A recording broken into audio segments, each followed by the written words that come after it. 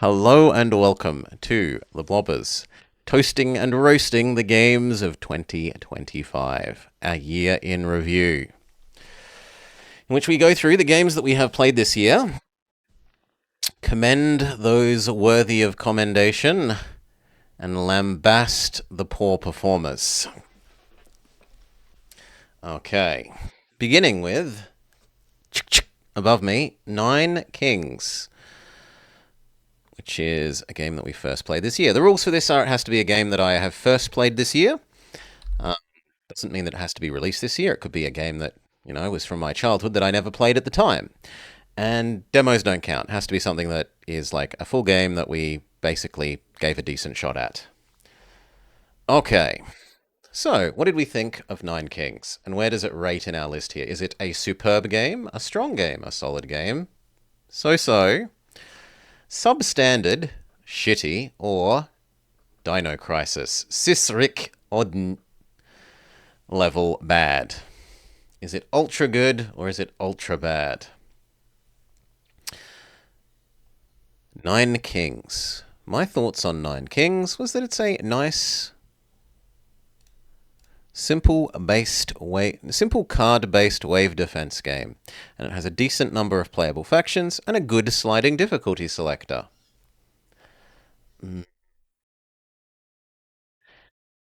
Across the course of the year, they've done a number of updates. They've added some extra factions. They've added some extra mechanics, including the passive perk stuff. It was already pretty decent, and they've made it, I would say, actually quite good. I'd go so far as to put this as strong. I don't like that this scrolls without my permission, but what are you going to do? Okay. Next game. How do we do this? We say, we've done Nine Kings. Next is Cat Detective Albert Wild. What did we think of Cat Detective Albert Wild?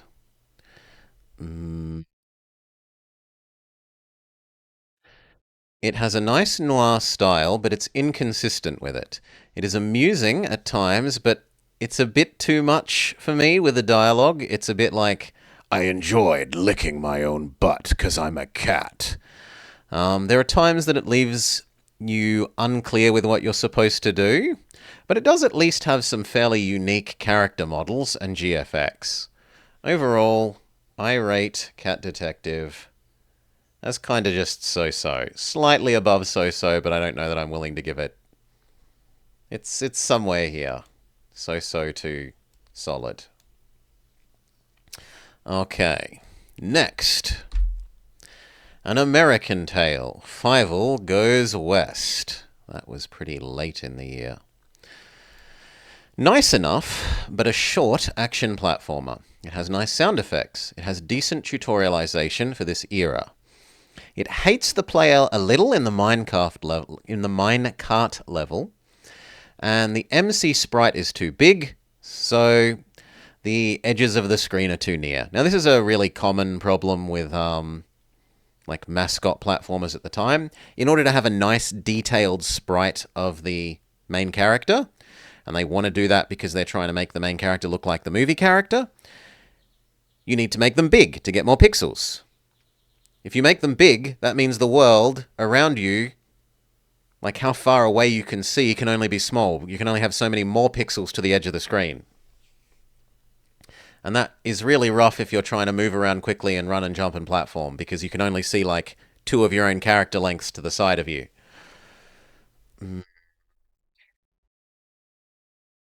Fievel Goes West. Where are you in this list of icons?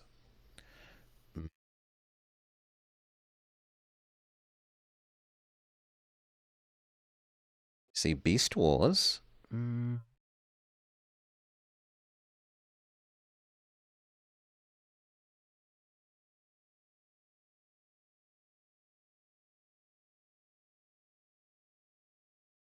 I genuinely don't see it. I'm pretty sure I added everything. Well, I can always add another. Just live with having a second copy of it, I guess.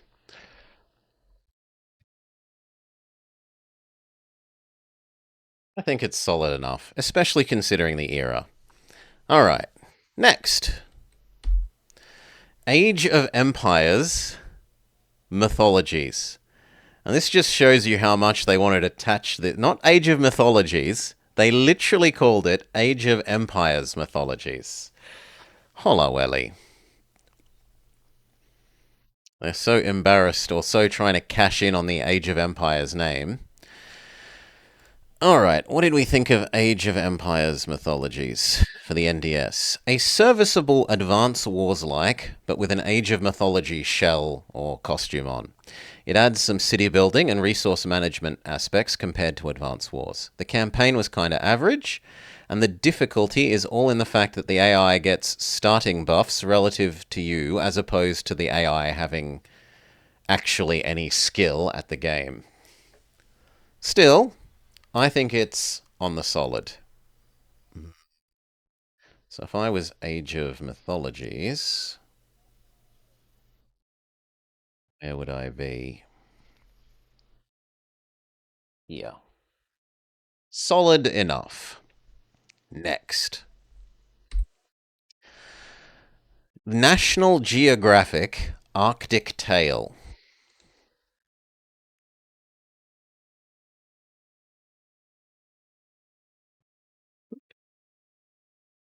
Thunderbirds. Come on.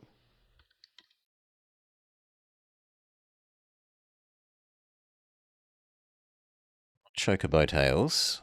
There we go. Arctic Tale for the Wii.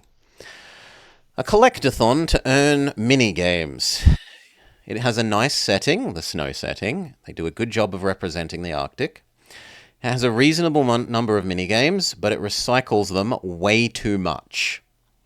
Reuses the same mini games again and again, even though it's got a decent number of them. It's quite short. It's got some token edutainment that it attempts to do, and the music seems fitting. That said, it's kinda average looking, and it controls some of the mini games kinda poorly. So, all in all, sadly, as much as I like its attempt at edutainment, we think that Arctic Tale is kinda substandard. Next! Oh, too many. As Dusk Falls. A game that wishes it was a Nicolas Cage game. Okay. Sorry, David Cage. David Cage at home game. Sometimes good, sometimes so very, very bad that it's good. Aside from the teen drama aspects, I liked most of it. I personally couldn't put up with the teen drama storyline of boy running away from home with girlfriend or not girlfriend, depending on how you treat her. I found that a bit obnoxious, but I'm grumpy old man blobber, so, you know, if you like the teen drama stuff, then that part of the story would be great for you, even if it was bad for me. It tells a lovely series of interconnected stories and perspectives. And it has nice thematic America-focused music. Is it a game? It's more of an interactive choose-your-own-adventure story as far as I'm concerned. But I think it does a fantastic job of what it's trying to do, even if it's a bit less gamey than many people would want for themselves. I'm willing to give it a strong. It is a strong game. Or a strong experience, not a strong game, but it is a strong experience. It's a strong entertainment. All right. Next.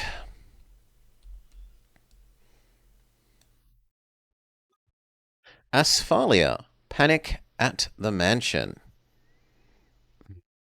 I feel like that was very early in the year. Yes. A solid kiddo game. A point and click about dealing with and confronting your fears. It has nice characters, dialogues, and jokes suitable for kiddos. Overall, I've given it a solid. Where can we find Asphalia here? But it's definitely a little kiddo's game. Like, it's not so much an adult's game. It's something that you could happily play with your kid if you've got kids, young children, or it's something you could happily leave them to play by themselves. All right. Next. The game that breaks your balls.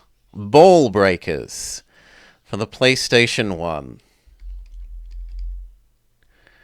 Not Pokemon Pinball. There we are. Ball Breakers. Rock'em Sock'em Robots meets a tilt table-esque platforming game.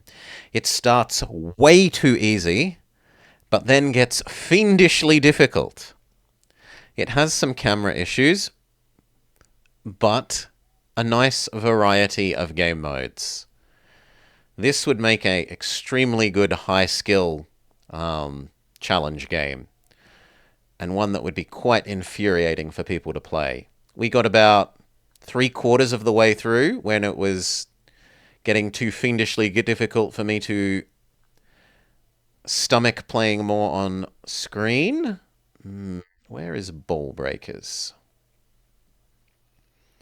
Tiny square one. I'll just add another, seeing as I'm not seeing it.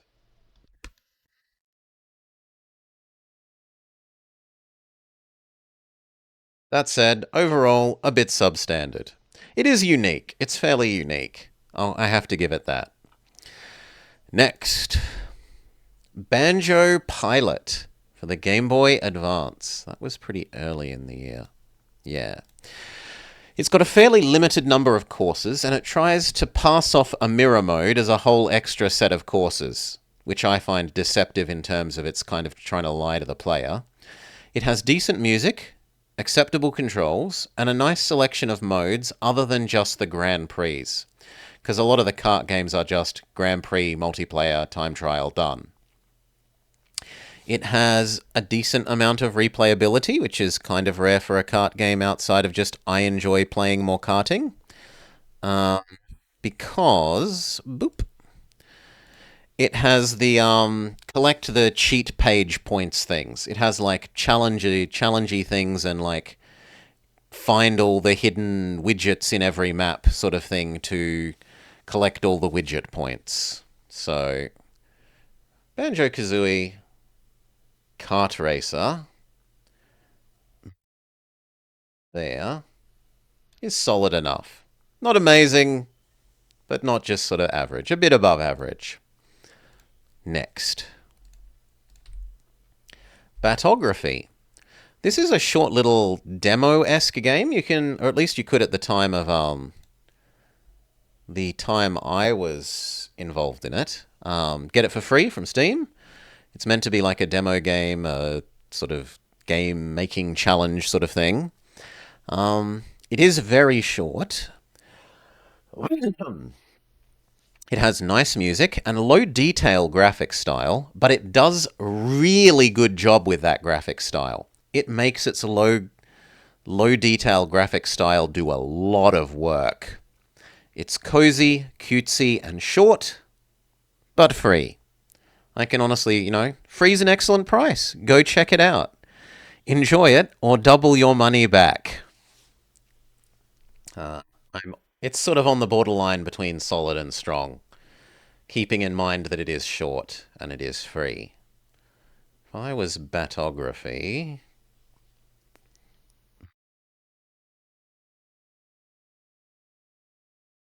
there. I think you are no, not superb. Strong. All right. Triple even? Yeah, you could even have triple your money back. Triple your money back guarantee. Okay. Next. Bear with me. This we played on Senior Detectives with Miss Morrigan Nightshade right at the start of the year. I think it was the very first Senior Detectives of the year. It was the very first new game of the year, even. Okay. It has S plus dialogue. Absolutely fantastic dialogue. Good story, art, and music. On the downside, it's kind of not the most interactive in terms of gameplay. It's a bit point and clicky where you walk around all the different screens, maybe find one new item or one new dialogue that you haven't done before, and then have to find who you rub that new item or new dialogue on. That said, the story, art, music, and the superb dialogue carry it well, in my opinion. So straight up to strong for you. You're amazed how warp your time was? You thought Bear With You and Dusk Falls was last year? Nope. Nope. Time Machine Welly. Next. Biker Mice from Mars. Biker Mice from Mars. Where's Biker Mice from Mars? I think that was our first official Sellout Sunday game, wasn't it? Yes, it was our first official Sellout Sunday game. Start of the legend that is Sellout Sunday. Biker Mice from Mars DS. It has a short music loop. Oh my, the short music loop. But you can't accuse that short music loop of not going all in on trying for the nostalgia of the kids' TV show, Biker Mice from Mars. The character models honestly don't look like Mice Men. It has zero tutorialization. It has an okay-ish story.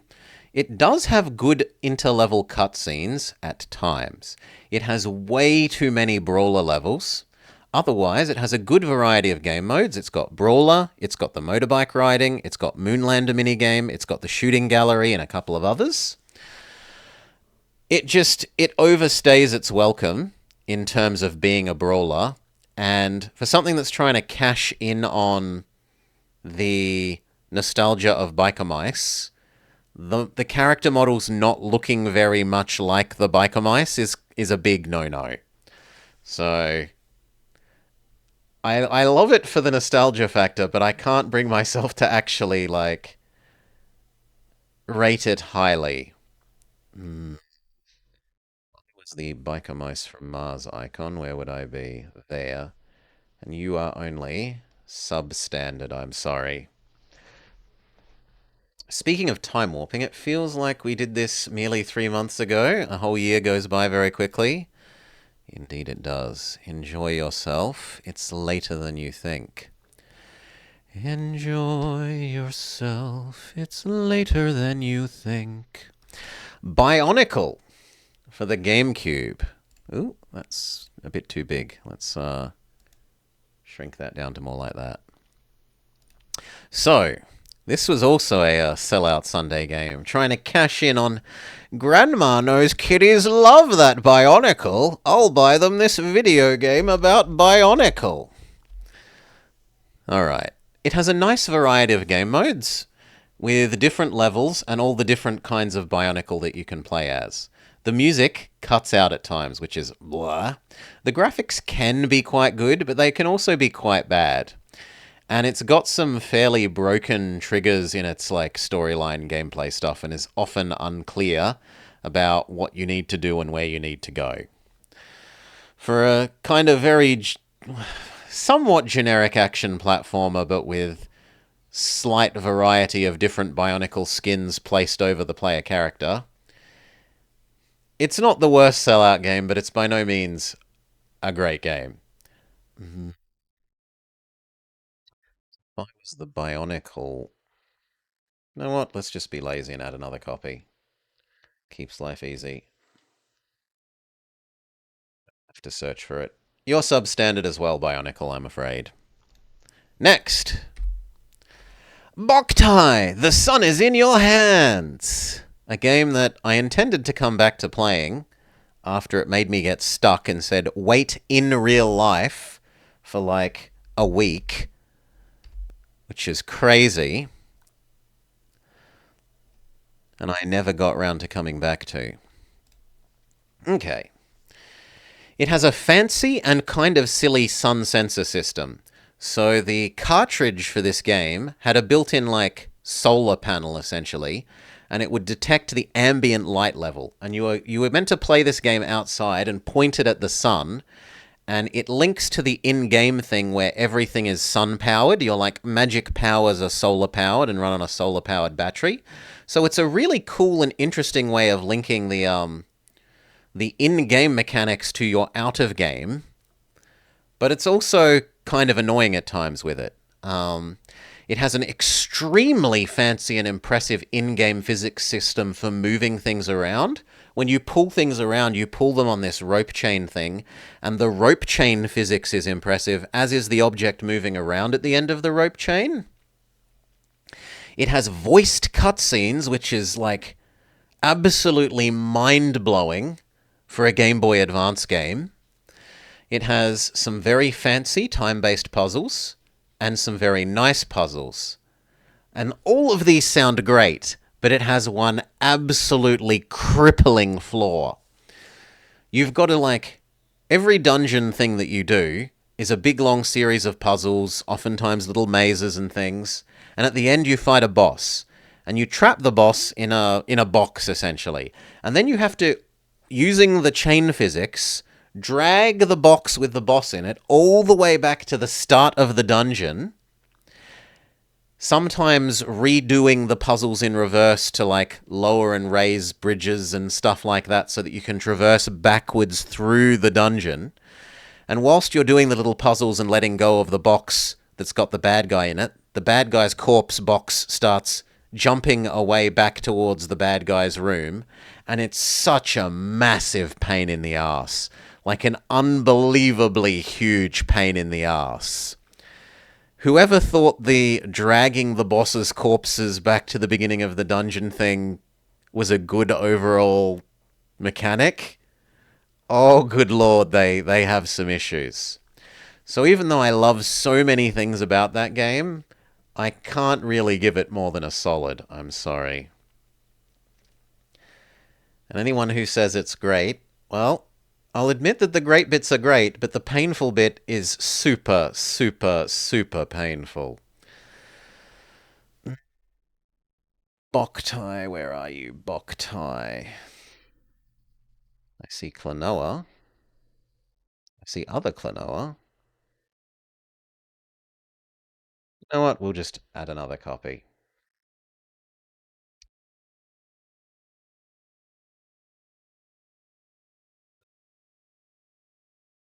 Next! Walt Disney's Bolt. Oh, actually needs to be slightly smaller. There we go. Okay. This has had the most frightening and horrific menu screen we've seen in a long, long, long time. The main menu has an absolutely frightening, crappy 3D model of Bolt that just dead-eye stares at you with the biggest eyes imaginable. Gotta love Bolt from Disney's Bolt. Yeah. Okay, the main menu and the final world are horrifying, say my notes, but the rest is an honestly solid action platformer. Sadly, it has no link to the movie, really, other than the characters and universe, which is bad for what's supposedly a movie tie-in game. The auto camera is often quite painful, and the music drops out at certain points, which is horrendous, repeatedly. It's got a charming boy and his dog dynamic. The pre-rendered cutscenes have pretty good lines, pretty good, amusing, corny kids show lines, and are often very pretty. It's sort of so-so to solid. If you're willing to put up with the last level being a bit of a pain in the ass with the difficulty spike, then you could go solidly solid, but as it is, it's sort of on the border here.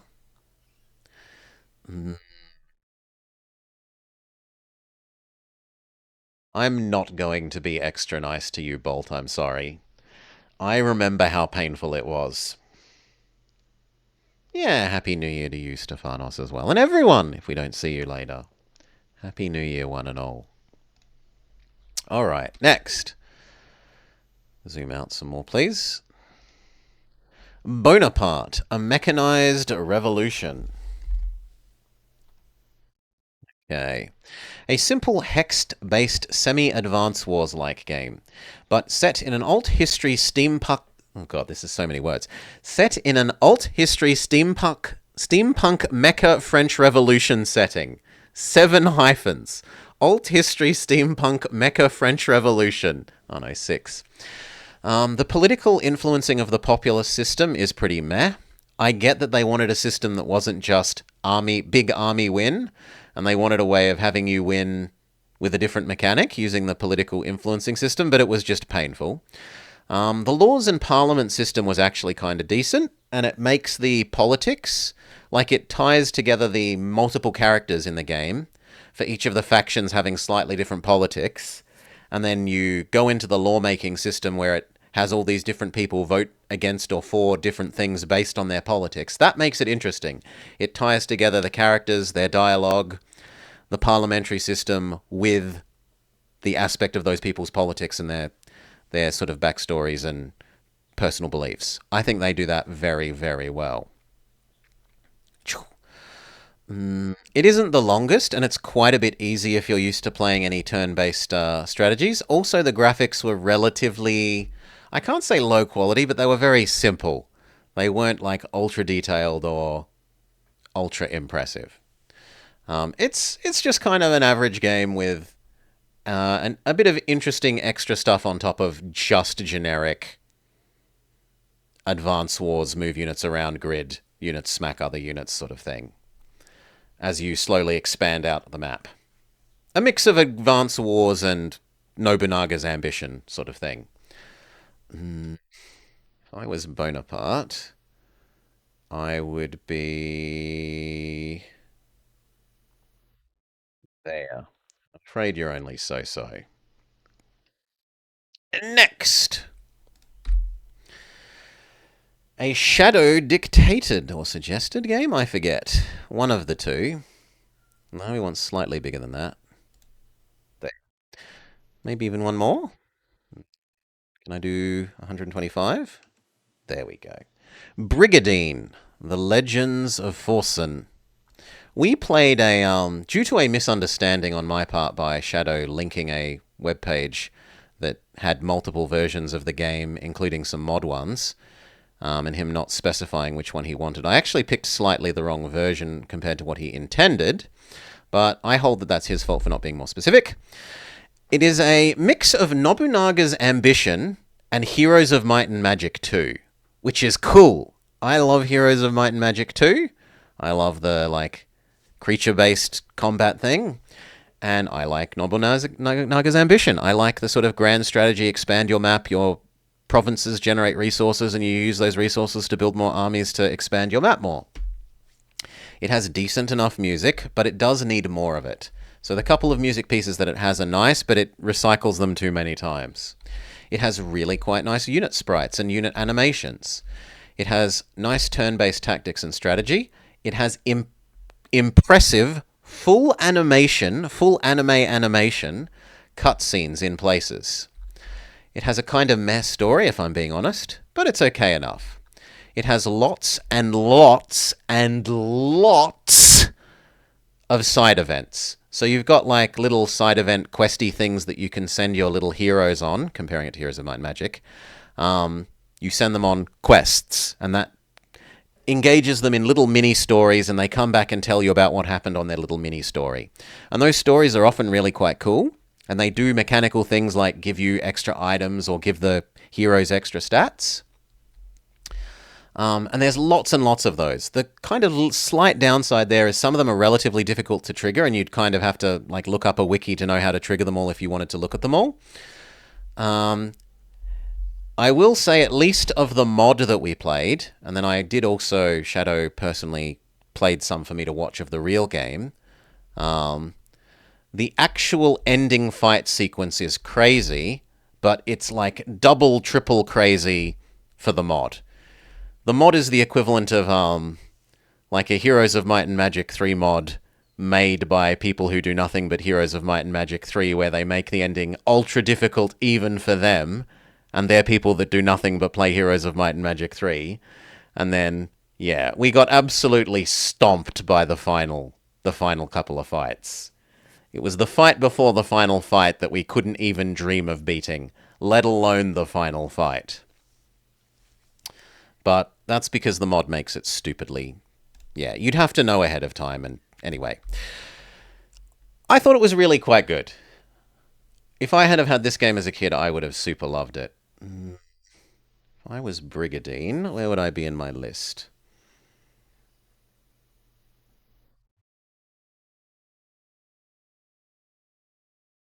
seeing it, so we'll do the usual thing of just adding another copy. Makes life quicker. I'm happy to say you are... No, not superb, but you are a strong game. Okay. Next. Castleween, one of our Spooktober games for the year. For the Nintendo GameCube. Castleween for the GameCube. The camera is horrid.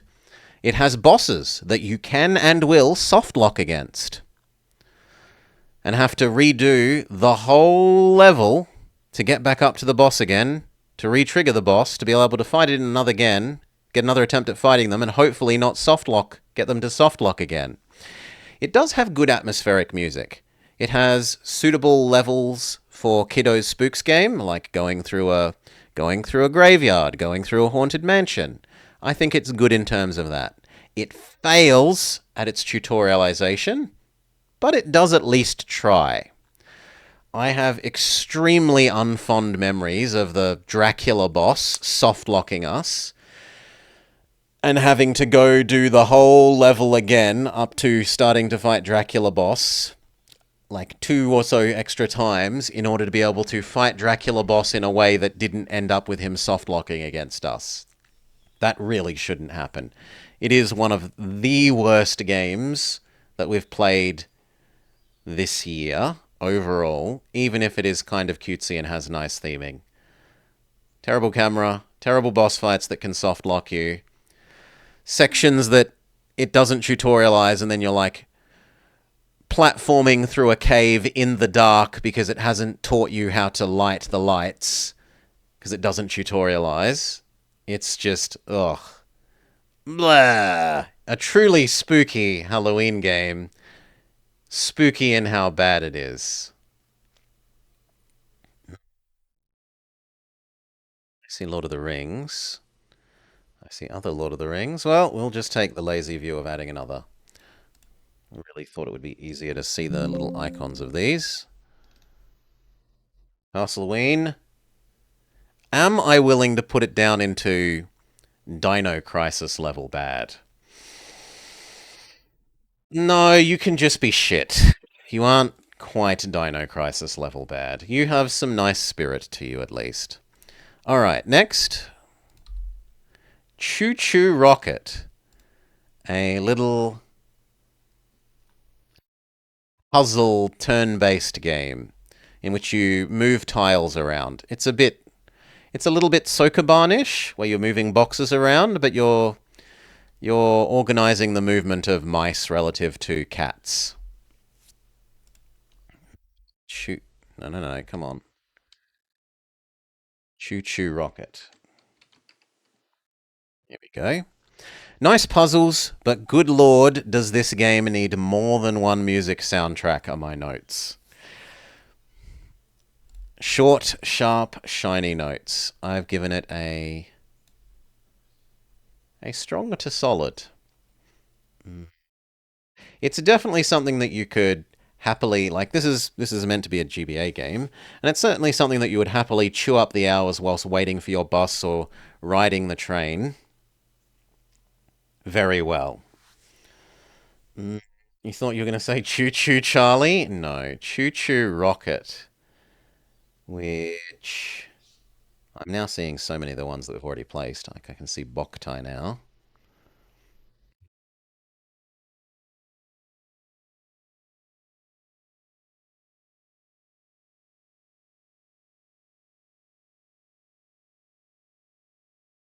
Just add another. It's my fault. ChuChu Rocket. Go. I'm willing to give you solid. Well, solid to strong. Okay, next.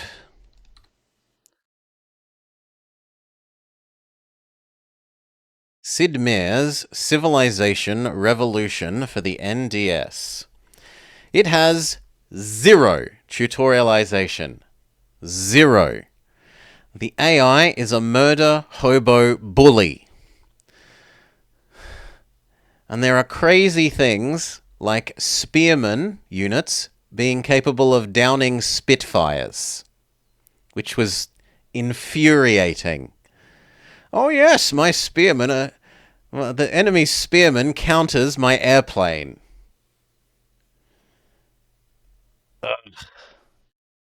Ugh. But it's fun enough, even in spite of this silliness. So it gets punished, but it only gets punished so much, and placed down to about so level. Now, where is your art?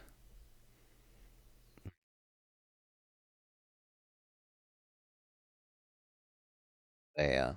You're only so, Sid Meier's Revolution. Next, Curious Expedition. I didn't super enjoy this. Did I make notes about it?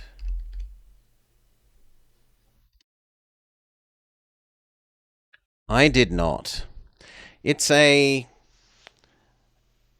time and item management game in which you are leading a little expedition to explore around the world and then come back to Mother England and show off the fancy trinkets and doodads that you've collected on your expedition. So, like, maybe you've gone to the hidden temple of Mondo Troll de Clip and discovered a sacred vase, and you bring back the sacred vase to show to the exploration society, and you collect a different amount of points and money. There's multiple resources. There's like fame, money, and something else.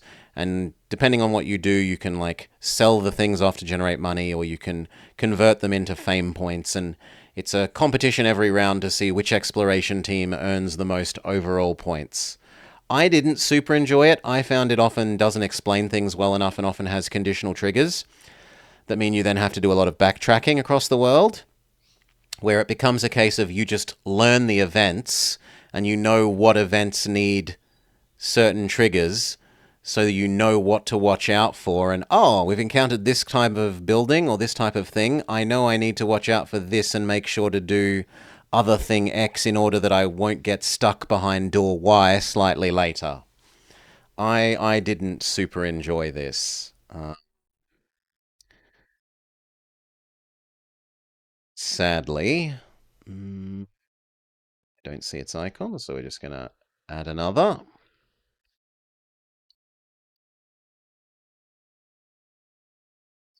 To me, you are substandard. Next, Dark Deity. This was one that we had at the beginning of the year, very early. Dark Deity 2. An excellent Fire Emblem like, specifically the GBA era Fire Emblems. It uses the art style for the combat, the little combat animations of the GBA era Fire Emblems, and it really leans into that and it does an excellent job of them. But it uses a D&D class system and abilities for the various characters instead of the Fire Emblem style characters, character development. It has absolutely excellent VA character and dialogue. It has, as I said, the nice GBA Fire Emblem style pixel art graphics, but with the high detail anime-esque character art and backgrounds for the VN sections, for the between battle sections. It has really lovely music. I've specifically downloaded the soundtrack and added several of the music tracks to my normal listening. The Sildarin theme and what's the other one? I forget its name, but there's one other track that I've added. However, that music could use more variety. There's only like 12 or so tracks, and across a game that's that long, you do notice the admittedly good tracks replaying. It has absolutely fantastic difficulty option availability and mode customization. There's a randomizer mode where you can randomize things from who joins when, character classes, character skills, character stats, stat randomization, growth and base stats, what items occur when, all sorts of stuff that if you enjoy playing the game but you want to increase the challenge or mix it up, all of that built-in difficulty slider and randomization is super fantastic. And we played a whole bunch of runs with the randomizer, and I off-stream played a whole bunch of runs with the randomizer as well. It does have some small GUI issues. In the character management, when you're equipping and unequipping the gem slash ring kind of things, it's a little bit clunky. Because it's making some concessions to playing it with a controller rather than with a mouse and keyboard. But other than that, it was really fantastic. We encountered one notable bug fighting the end boss. The first one or two times that we played it, we encountered a bug once. And then since then, that bug has been fixed and that's no longer an issue. So it's had good support post-release, to fix the known bugs. I absolutely love this. I love my old Fire Emblems.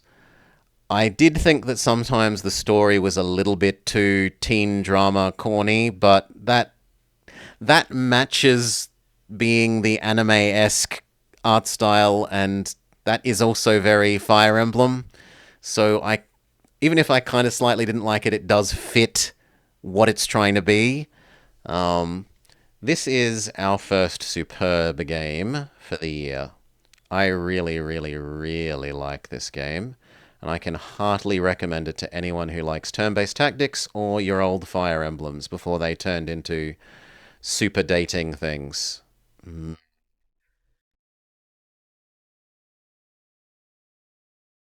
There it is. I can actually spot this one. You are our first superb for the year.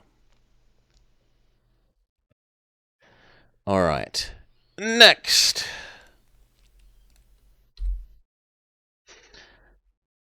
Hey, okay, next is The Murder of King Mir, something that we played very, very recently.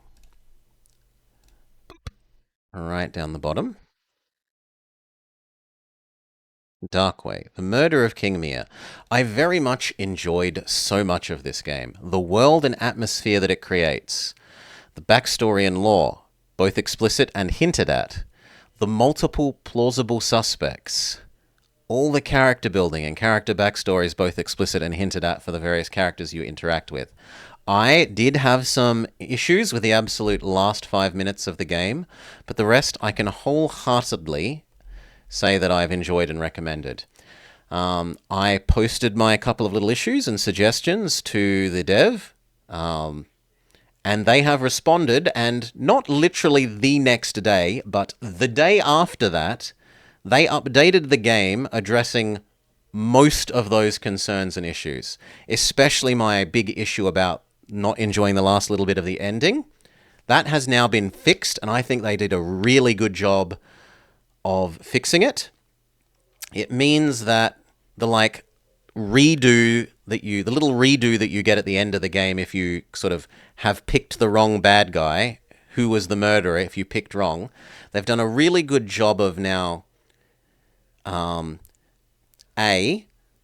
redo matches mechanically the lore, like the lore and getting that redo match together well. And they actually do a pretty decent job now of explaining what they mean with the redo, which is what I had trouble understanding the first time. Also, I quite liked the line art style. That's just what drew it to me. You look at the character above me, and that line art style on the main character Doggo. Admittedly, the in-game is a bit different. Is quite different to the banner art there, but that's what drew me to it. It reminded me of Okami. If you want a nice little murder mystery whodunit where you get to draw out a mind map with here are all the people and you make notes under each people, like this person likes this person and has this backstory, this person was in this place at this time, and work out who could possibly have done the murder, I can definitely recommend this game. You, Darkway Murder of King Mir, can find your art. Should be a big one. There we go. Are a strong game.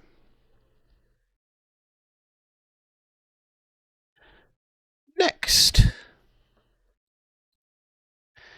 Defendin' de Penguin. Defendin' de Penguin.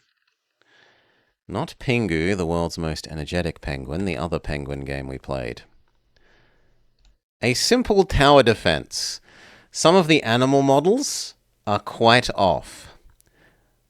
I suspect that one of the people making this game had a bit of a thing for feet, because they kept making the animals' feet on the 3D models really, really big.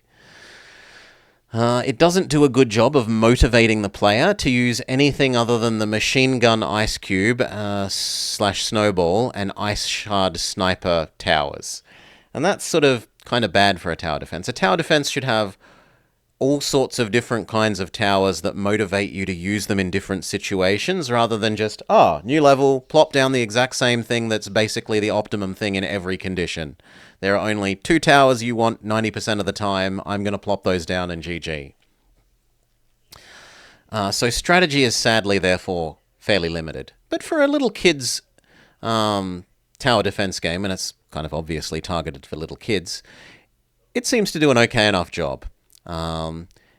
It really, however, does need a speed up function, because there are times when you're just sitting there twiddling your thumbs waiting for the next wave to spawn and die, and you wish that you could speed it up. So, Defendin' the Penguin, you are charming in some ways, creepy with your giant feet obsession in others, and overall, just kinda so-so. Alright. Next! Duck Detective, The Ghost of Glamping. This is another game that we played as part of Senior Detectives with Miss Morrigan Nightshade quite early in the year. Here's our notes on Duck Detective. Not Duck Dodgers. Not Donald Duck. Here we are. Duck Detective, The Ghost of Glamping. A cute, simple point-and-click word fill mystery game. So you go around, you explore in a point-and-click kind of way, and then you've got a paragraph that says, like, person X did blank, and that caused them to blank, and then you have to fill in the blank words. It makes excellent use of its very simple art style, especially in the cutscenes. It has some good, cringy, punny dialogue. It has a good level of puzzle difficulty, but is perhaps a little short for how much it is, at least at the time. Like its price point to length of game left me wanting a bit. I would be happier if this game was a fair bit longer myself.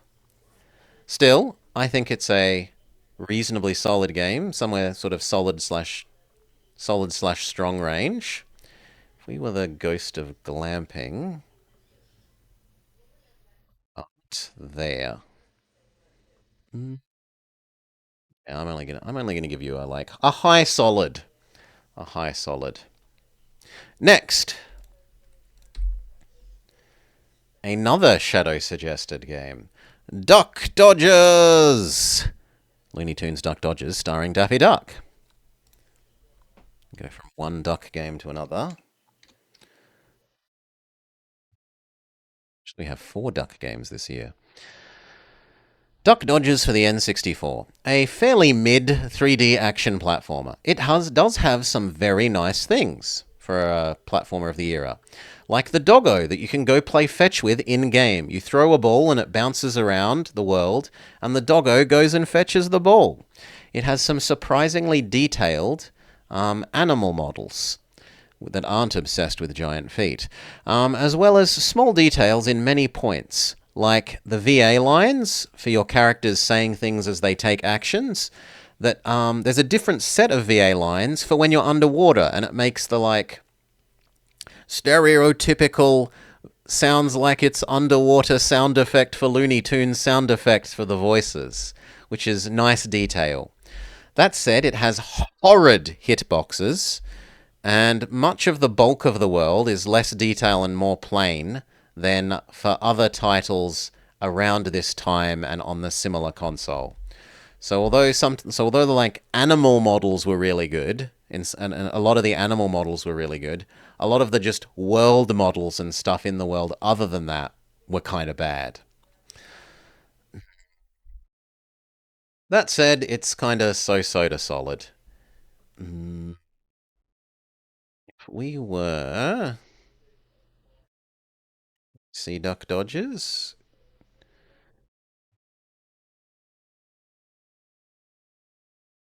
do not. So we're just going to add another.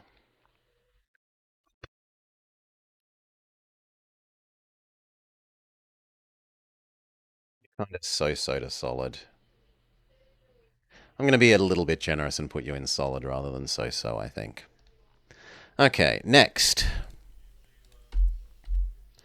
EU4. Let's go down to our notes about EU5. Oh, sorry, EU5. Sorry, not EU4. EU5. This bloated, stinking corpse of Victoria 3 parading around in an EU skin suit. Playing it on release day, it was buggy, tedious, and had poor UI and UX. In terms of buggy, I would fabricate war goals, which would then accept that they existed. We could go look at our diplomacy screen and it would tell us, you have a CB against Champa. Go to declare war against Champa. The menu says, you've got no CB against Champa. It is completely fair to race your opinion of a game on how it releases. If they are willing to try and sell you the game, they're calling this a release in a state where things don't work, something as basic as CBs not working for an EU game, that's really embarrassingly bad and terrible. In terms of tedious, the market system that they have largely just copied and pasted from Victoria, because, you know, why invent something new, is, I find, extremely tedious. It means that you are just micromanaging the availability of every single one of about 50 different trade goods to every single kind of populace, every kind of pop in your nation. And it's not just like in Victoria where you do it once and it's done for the whole nation. Instead, you have to do it on a market by market basis, where one market might be like part of the Iberia region and another market might be part of the Italian region, even though you're one single nation. And you have to, well, you don't have to, but it encourages you to do that tedious micro for every single market and every single pop type and every single good type. And I just found that it would be good for people that like the Victoria 3 number go up and micromanagement aspects. I do not like that. I think that is one of the bad things about Victoria 3, and that I do not appreciate them trying to incorporate that into EU5. I found that super tedious. In terms of the poor UX and UI, it has context menus that highlight things and tell you to click them to do something that then you don't actually, it doesn't do anything when you click them, and actually want you to go click something else. It has a tech tree, which you can't zoom out all the way and look at the whole tech tree, composed of lots of tiny boxes in free space. Imagine a big blank screen in which you have a couple of small tiny boxes with arrows between them, so that almost 80 to 90% of the space on screen is wasted. You can't tell what the text in the tech boxes are because they're so small and far away from each other. If you zoom in to be able to actually read them, you can't tell how they interconnect.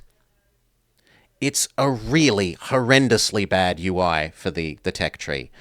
And the thing is, we know that Paradox can do a good job of these things. You look at the EU4 mission trees, which I hate, but I have to admit they do a good job of presenting a large amount of information in a very dense way, or the Hearts of Iron focus trees. Those are the same sort of thing. They're a set of interdependent, branching, boxy information boxes, but they don't present them in a way that wastes 90% of the screen space and is unreadable. I really, in the strongest terms, suggest that they take another look at the way that they present the tech tree and try and make it more like either the Hearts of Iron focus tree or the EU4 mission trees, because that does a much, much better job of presenting box tree information densely without wasting so much player space and making it basically unusable. Yeah. It's... I wish I could grant it so-so, but if you're going to release a game and the CBs don't even work. I can't give it so-so. It's substandard. I would be embarrassed if I was Paradox and releasing a new EU game where the CBs don't even necessarily work. Oof. They made a pass at the tech tree. They are a little bit better, but it's still a bit off. That is great news. I am glad they are making the game better for the people that actually enjoy playing it. Um, I am bitter and angry about the game, but that doesn't mean I don't want them to make it better. Like, I am genuine when I say these are my suggested improvements. If they make the game better, it is a good thing. Sadly, based on what we saw on day one, it's substandard. I didn't enjoy it, and I cannot recommend it. Alright. Next. Fairly Odd Parents. Breaking the Rules. Boop. A little bit bigger. For the GameCube. Fairly Odd Parents. Breaking the Rules. This has the dubious honor, fingers crossed for the next patch. Yeah, I hope they make it better. I do. I do hope they make it better. Fairly Odd Parents Breaking the Rules has the dubious honor of being a game that has a worse main menu than Bolt from Disney's Bolt. It has a medium number but good variety of minigames. It's light on the action for an action platformer. The camera controls mostly well, although tilting the camera is slow. But the game takes control away of the camera a lot of the time, which is a big pain. And this results in needing to make a whole bunch of blind or angle indeterminate jumps. The VA is okay, but sometimes sounds like it was recorded in a tiny cave with a 50s era microphone. It has a good variety of different worlds that you explore across the course of the different worlds of the game, but it is very, very easy. It has nice music. Sometimes the models bug out and show the eyes, noses, or other parts of things pushing through other parts of each other. So like imagine I turn my head this way and you can still see my this eye appearing on this side of my face, which is frightening when it happens and looks really, really bad. So, yeah. A fair few fairly significant faults. Fairly Odd Parents Breaking the Rules. Although charming in some ways. No, I don't see it, so we're just going to add another copy. Boop. You're a substandard game, I'm sorry. Next. Boop. Final Fantasy Fables, Chocobo Tales for the Nintendo DS. That was a pretty early one. A serviceable kids minigame collection game. The story has poor tutorialization and exceptionally poor signaling for progression at a number of points. It has unskippable intros for minigames, and the overly long animations in the card battle game were also troubling. Sadly, Chocobo game, I do not love you, and you're only just sort of average.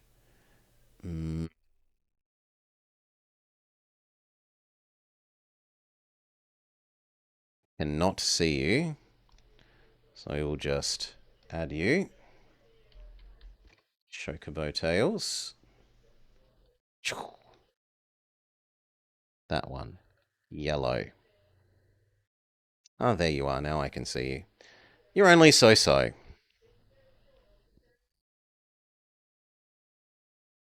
Next. Final Fantasy VI.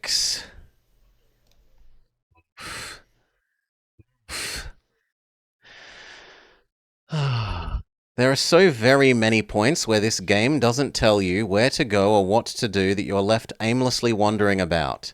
It has absolutely amazing graphical effects and music, but it makes you earn all your characters 2 times, which is a massive pain. So you go out, you explore the world, you collect and add all these all these people to your party, and then the game takes them all away again and says, go earn them again. What a pain in the ass. It tries to do the everyone is special thing of giving every single character their own special attack thing, but this is more annoying than interesting because all of the different special attacks work in a different way, and many of them need you to remember about 50 things for that one kind of special attack. One person needs you to do Street Fighter-esque combos to do their attacks. Another person needs you to memorize all the special effects of monster attacks so that you know what all the different monster attacks do and you can select those monster attacks. They're trying to make everyone special by giving them their own special thing just ends up being a huge amount of extra information the player needs to know and remember and is a massive pain in the ass. I cannot recommend that they do that. It was just bad. It's more annoying than interesting and expects you to remember far too much. Microing the espers around to learn spells and otherwise manage the multi-party loadout was also a huge pain in the ass. You need to equip the esper to a person. That person then gets experience points essentially in the esper, which then lets you unlock spells. Much, much, much better was the older Final Fantasy method of just, you go to the store, you buy the spell, everyone can now use that spell. Instead of having to, every couple of fights, go in, look, has anyone leveled up their Esper? Oh, now I need to move this off one person and onto someone else. And oh, look, I'm now onto a different section of the game where I need to use other characters, which means I have to go and de-equip all my items and all the Espers from Group A to re-equip them to Group B and go do this other thing. It's just, oh, it's so bad. So bad. Where is our art for Final Fantasy VI? Here. No. You're a shitty game, I'm sorry.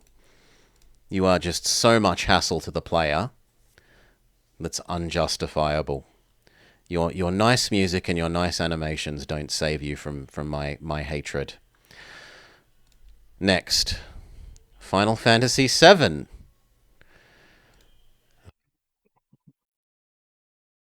If you thought 6 was bad, it gets worse. The story and dialogue are laughable and often stupid. Like a person hiding in plain sight. Or a character that betrays you and then says, can we just pretend I didn't do that? And then you say, okay, we're going to let you back into the party, even though you just betrayed us. It has really poor quality translation and dialogue at a number of points.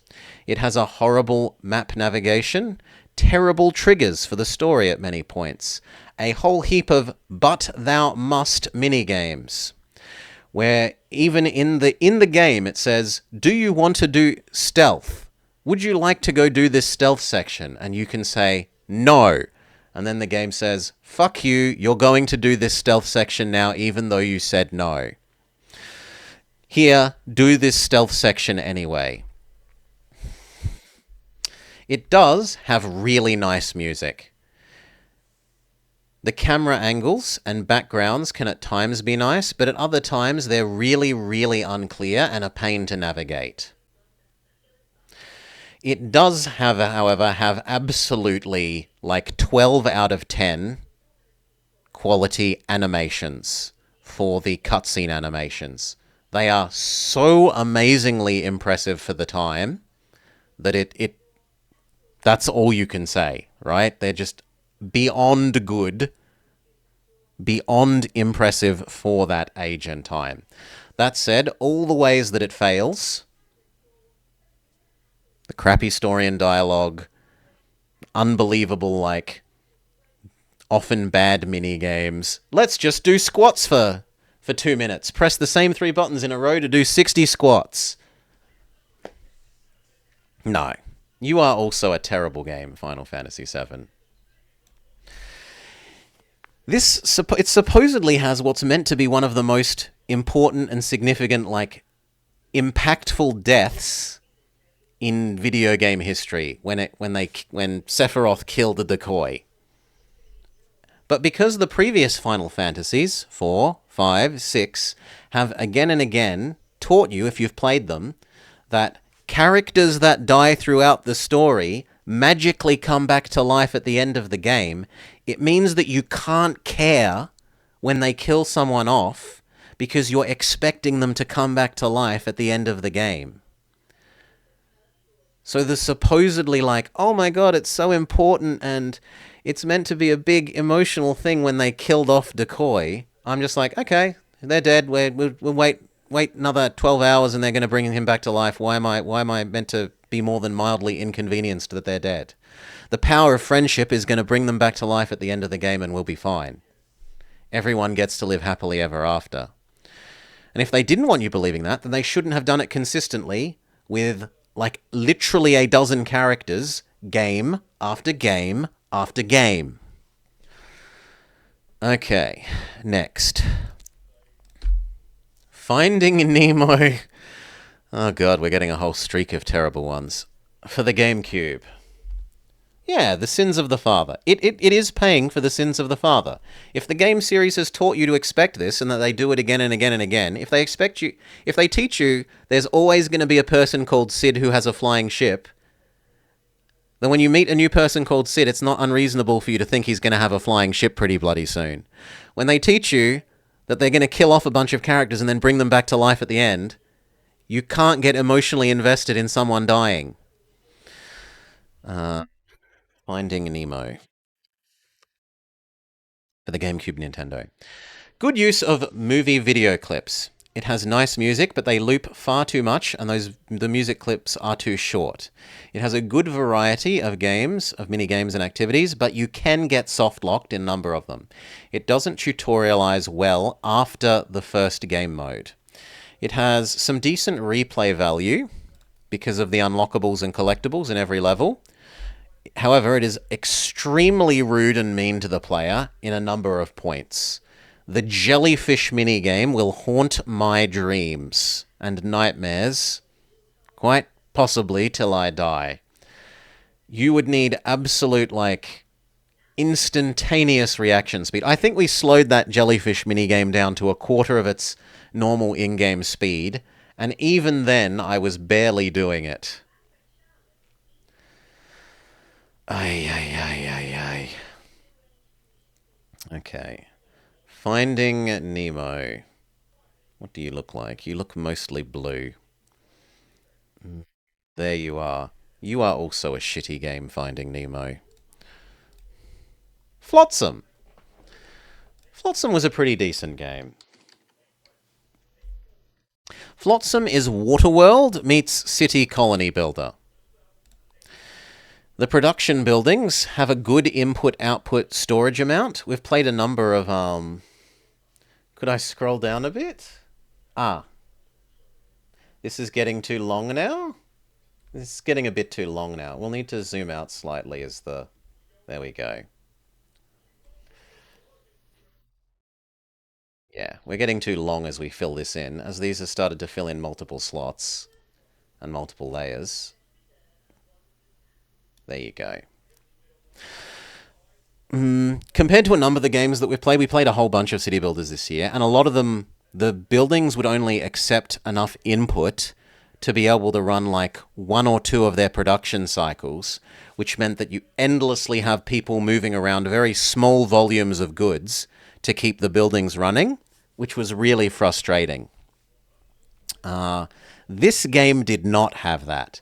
In this game, the buildings will store a good amount of whatever they use as inputs and a good amount of whatever they use as outputs, and then people only move around the colony fairly chunky amounts of resources at a time, which feels good. It has some small tutorialization and encyclopedia fails, and it can be slow if you accidentally eat one of a resource that's like a new resource type that you're then meant to pretend that it was fluffy bunnies. Pretend that you were given 2 fluffy bunnies and you can turn fluffy bunnies into, I don't know, fur coats or something. If you got given new fluffy bunny for the first time ever, and you also had a quest that said, give me some coats, the temptation is there to immediately kill those fluffy bunnies and make the coats.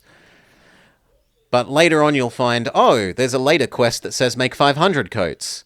So you should have actually put the fluffy bunnies in a fluffy bunny breeding thing and only completed the first make the fur coat quest once the original fluffy bunnies had started breeding. It's like that, but oftentimes for different kinds of plants, like wheat and tomatoes and stuff. There's a whole bunch of times where you get given one of or two of a new plant type at the same time that you get a quest that says I want them, and if you use them on the I want them quest, you then get royally screwed over for several hours until you can manage to find another source to start up the snowball of growing that resource. So that aspect of it I didn't quite like. The architect mode is really fantastic. Once your city gets quite big, eventually you unlock an architect mode where you can just rearrange everything in the city. That's really fantastic, and I wish a number of other city builder games let you do that. It's really good quality of life. The story's only kind of average to serviceable, but serviceable enough is all right when it's following through a campaign. So, boop, boop, boop. We want Flotsam, which looks like that. We've said you're solid enough. Maybe slightly bigger. But slightly bigger is too much, and I can't custom scroll to a medium amount, so we'll have to live with that. Next! Fossil Fighter Champions for the DS. Fossil Fighter Champions. What will be Dino Tier Crisis, you wonder? There are a couple. You have to have basically no redeeming feature, or be so exceedingly painful that I can overlook your tiny redeeming feature. Fossil Fighter Champions. It's Pokemon, but dinosaurs. It's a significant step up in terms of the graphics, battling, and quality of life from the previous game in the series, which we also played. It's still got extremely little kidsy writing at times, but you kind of know that going in. And it does have some good laughs, including the fat scientist man who's like, I'm dying of starvation, please get me a sandwich, who being super melodramatic, says, whilst he sends you away whilst he's dying in air quotes, tell science I love her. Yeah, it had some good little tropes going on like that, or your like friend / semi-rival character who's super scared, and whenever it gets dangerous, he like, oh no, I've got a stomachache, I'm sorry, I need to leave. And you're like, you're just a massive coward, friend. You really should stay around and help, but oh well. So, Fossil Fighters Champions. It looks like that one.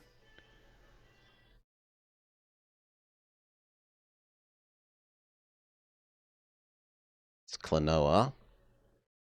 That one. Fossil Fighter Champions. Alright. You're sort of between solid and strong. If you're okay with little kids games, it would be strong. If you, like, wanted to be a bit harsh and say it's a bit too little kidsy, it would be solid. We'll give it a solid. I can put up with a little kidsy games, but I can appreciate other people having trouble with them. Next. Fragile Dreams for the Wii. I was interested in this because it's sort of set in a weird post-apocalypse, and it looked very artsy and stylish. No, I didn't want to get rid of that. I just wanted to look around it, thank you. Dreams. Fragile Dreams for the Wii. It has gorgeous visuals and fantastic music, a really interesting world, reasonably interesting characters, considering that it's a JRPG, and decent, if largely directly Japanese translated, dialogue.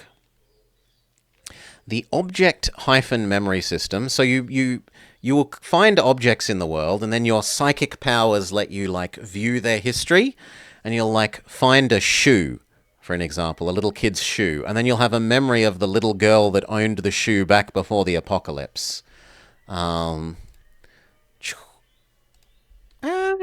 No, it's moved me off my notes. Dreams. Your dreams. This gives you an excellent in-game justification for highlighting the points of interest for the player because you have the psychic powers. So, like, unlike some modern games where, oh, look, here's the thing you need, let's cover it in yellow paint for no real reason, even though that's out of place. In this game, they tie in the making things that you want to find and interact with well with the mechanics and lore because your psychic powers let you see and make obvious and give bright, glowy auras to the things that you want to find. So that's well done. More modern games could learn from tying that in well. Sadly, the execution of the combat, as well as the platforming, is lacking relative to the other aspects of the game. So, like, really nice environment and setting and story, and it does a good job of trying to tell you a interesting, like, post-apocalypse thing, but the kind of the playing the game bits let it down a fair bit, sadly. Such that I can only give Fragile Dreams a so-so overall rating. It's the sort of thing where you are really happy to watch someone else play the game and get to experience the story, but that you wouldn't really particularly want to play yourself. is my take on it. All right, next, Go Go Beckham: Adventure on Soccer Island. Yes, David Beckham will put his name to pretty much anything if you're willing to pay him, including a Yoshi Island rip-off game. Go Beckham: Adventure on Soccer Island. It feels like someone made a generic jungle setting action platformer, then later on in development, when the game was like 80% done, you didn't realize how happy and kidsy the cover art is. There's also a different version of the cover art, depending on which region you're in, Welly. This is my preferred cover art. There's a cover art that actually has David Beckham on it, which I think is less cutesy and kidsy. It feels someone was like 80% of the way through making a generic jungle setting action platformer and then suddenly got the rights to David Beckham and suddenly reskinned a lot of the stuff trying to make it David Beckham Soccer Island. Now, they did that for the graphics, but they didn't really do that for some of the sounds. Why the hell is there a monkey enemy that makes a monkey-noised enemy, an enemy that makes monkey noises, that actually looks like a Kirby or Goomba? And this occurs at multiple points. That said, although it's got some errors in terms of that, the soccer ball kicking mechanic is actually quite original and unique and interesting for a action platformer. I don't remember using it or seeing it terribly much in other action platformers, and it was pretty fun. It had a decent difficulty curve. It was a decent length. I'm pretty happy with Go Go Beckham Adventure on Soccer Island, to the point where I'm willing to say it's a solid game, even if you kind of dislike the kidsy aspect of it. It's interesting and unique enough compared to just being just another action platformer that it's still worth a look. Next, a game that did not in fact make us happy, Happy Feet. That's part of Movie Monday. Happy Feet for the Wii. Average graphics, good sounds, music mostly okay. However, that's got to be matched to the music. So just so feet? Yeah, just so feet. It really only has 3 minigames. It has DDR, it has Star Fox Meteo, and it has Sonic Toboggan. Those are the 3 mini games, and it just cycles through giving you those again and again and again and again in slightly different skins. Although there is some variety to the subversions of these games as they present them to you in slightly different skins, except for the DDR, all of those are great games. It does follow the movie story really well, unlike some others. Bolt! Bolt! So it gets points for actually being a movie tie-in game that follows the movie, but it is super baby difficulty, except for like 1 or 2 of the tobogganing and Star Fox levels. That said, it makes up for that by having a pity system where where it says, "Do you want to skip this level, you fool?" basically, if you fail it too many times in a row, which is great for little kids. If little kiddo playing their like little kiddo movie game has trouble and can't beat a level, rather than getting stuck on the video game forever, like many children from my era getting stuck behind the casino level of Sonic game, means they don't get prevented from experiencing the rest of it. So they're somewhat forgiven for those 2 weird difficulty spike levels. It is, however, a very, very short game. Overall, it's just kind of so-so. Not great, not terrible. Now, where is the art for Happy Feet? It should be vaguely blue. I see Wally.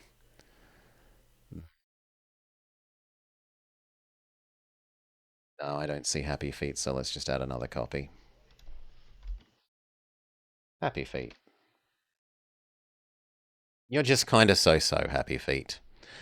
Next. Heathcliff, it's me, your Kathy. Heathcliff, the fast and the furriest kart racing. This is a quite bad kart racing game for the Nintendo Wii.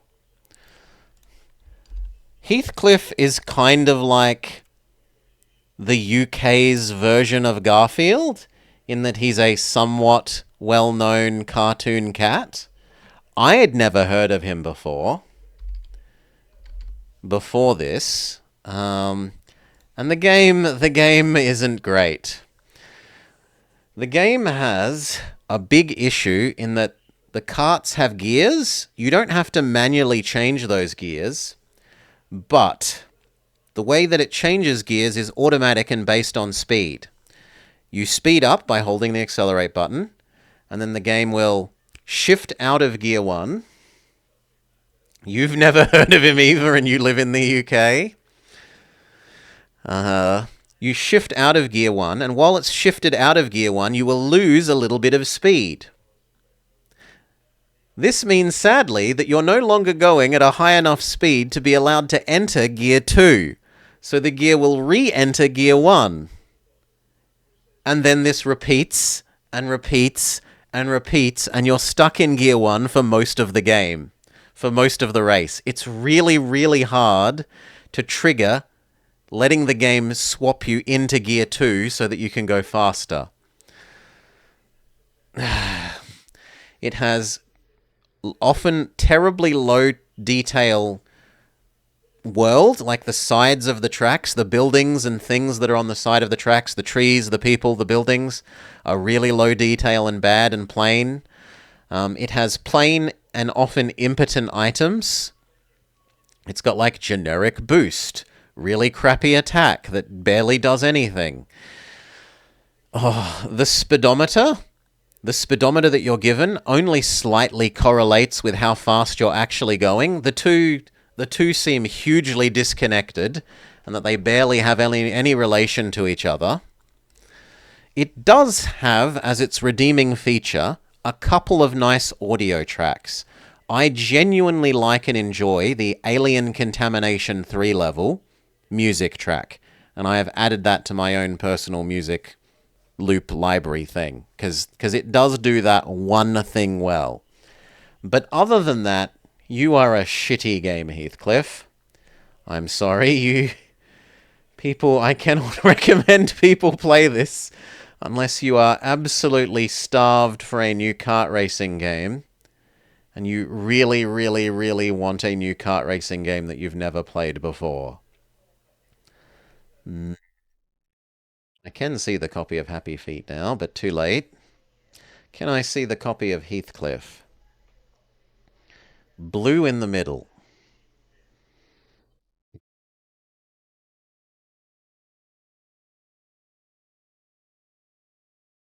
No, I can't. I give up. Who? We'll just add another Heathcliff. Heathcliff, sorry, mate. Am I going to be so mean as to put you in shitty? Yes. Yes, I will. You thought it was a candy bar? Oh, next. Oh, zoom out. He was coming. This had absolutely fantastic, like chip tune music. For a new game, it commits to a low detail pixel art style, and it has really, really good matching chip tune music. Like, I love the main menu music for this game. He is coming. A nice little RPG roguelite auto battler. It has really nice music and graphic styling that match. But it has the typical roguelite problem of, as you play and you unlock more things in the item pool, the variance goes burr. So the first couple of times you play, you can get a somewhat cohesive, synergistic build going, but then you unlock so many items that each want you to create different themes that it's hard to draft multiple of the same items in the same theme. That was the issue that we faced playing it, but since then there have been a number of updates to the game, and we've even played some of those post-updates on stream. They fixed that issue to a fairly significant extent by giving you rerolls and banishes. As you progress through the game, you sequentially unlock a couple of extra rerolls. You start with a couple and you earn more the longer you get the run going. The rerolls, you can just say, I don't like anything in this current draft, please reroll it. And you get a couple of bans where you can say, I absolutely want you to never show me that specific item again. And then it will never show you that item again. And then you can reroll and be sure that you won't get that item again in the reroll. It also has a little bit of a synergy odds system where the maker has said, this item, like item X likes items Y, Z, and J, other items. If you have item Z in your build currently, then increase the odds of finding those other 3 or 4 items. The trouble is then that sometimes what you think has a good synergy or you want to build in combinations isn't the same as the maker of the game. Usually they're pretty good. Usually those overlap to a big extent, but sometimes you would like something to be in that collection of things that item X likes being drafted with and increases the odds of drafting with that it doesn't actually do. Still, compared to a lot of other roguelites where they don't have a system to address that item variance goes burr, the fact that they've done a number of things to address it is really good. I honestly think this is a very strong game.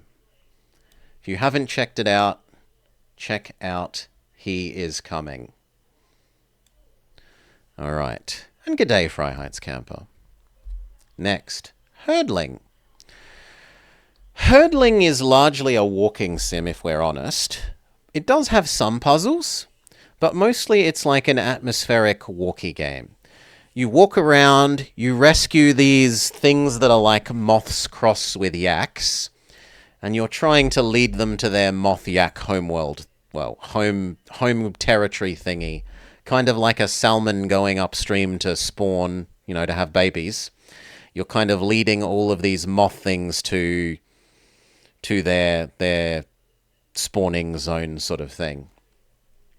It isn't a very gamey game, but it isn't entirely a walking sim either. It is a gorgeously beautiful world with gorgeous palette and the way the colors change. So your yaks will run through fields of colorful flowers, and then the yaks absorb those colors onto their the pollen, the colorful pollen, rubs off on your yak's fur, and then that is effectively a battery. The color is a battery that you use to do special actions, which is it's super charming in terms of that. The music and color palette and world are beautiful and emotive and rousing, but it isn't very gamey. So if you want a very interactive game, cannot recommend. If you want to like a gorgeous, emotive, artsy experience, I can strongly recommend. Where is Herdling in this list? I see Wandering Village. It should look vaguely like Wandering Village.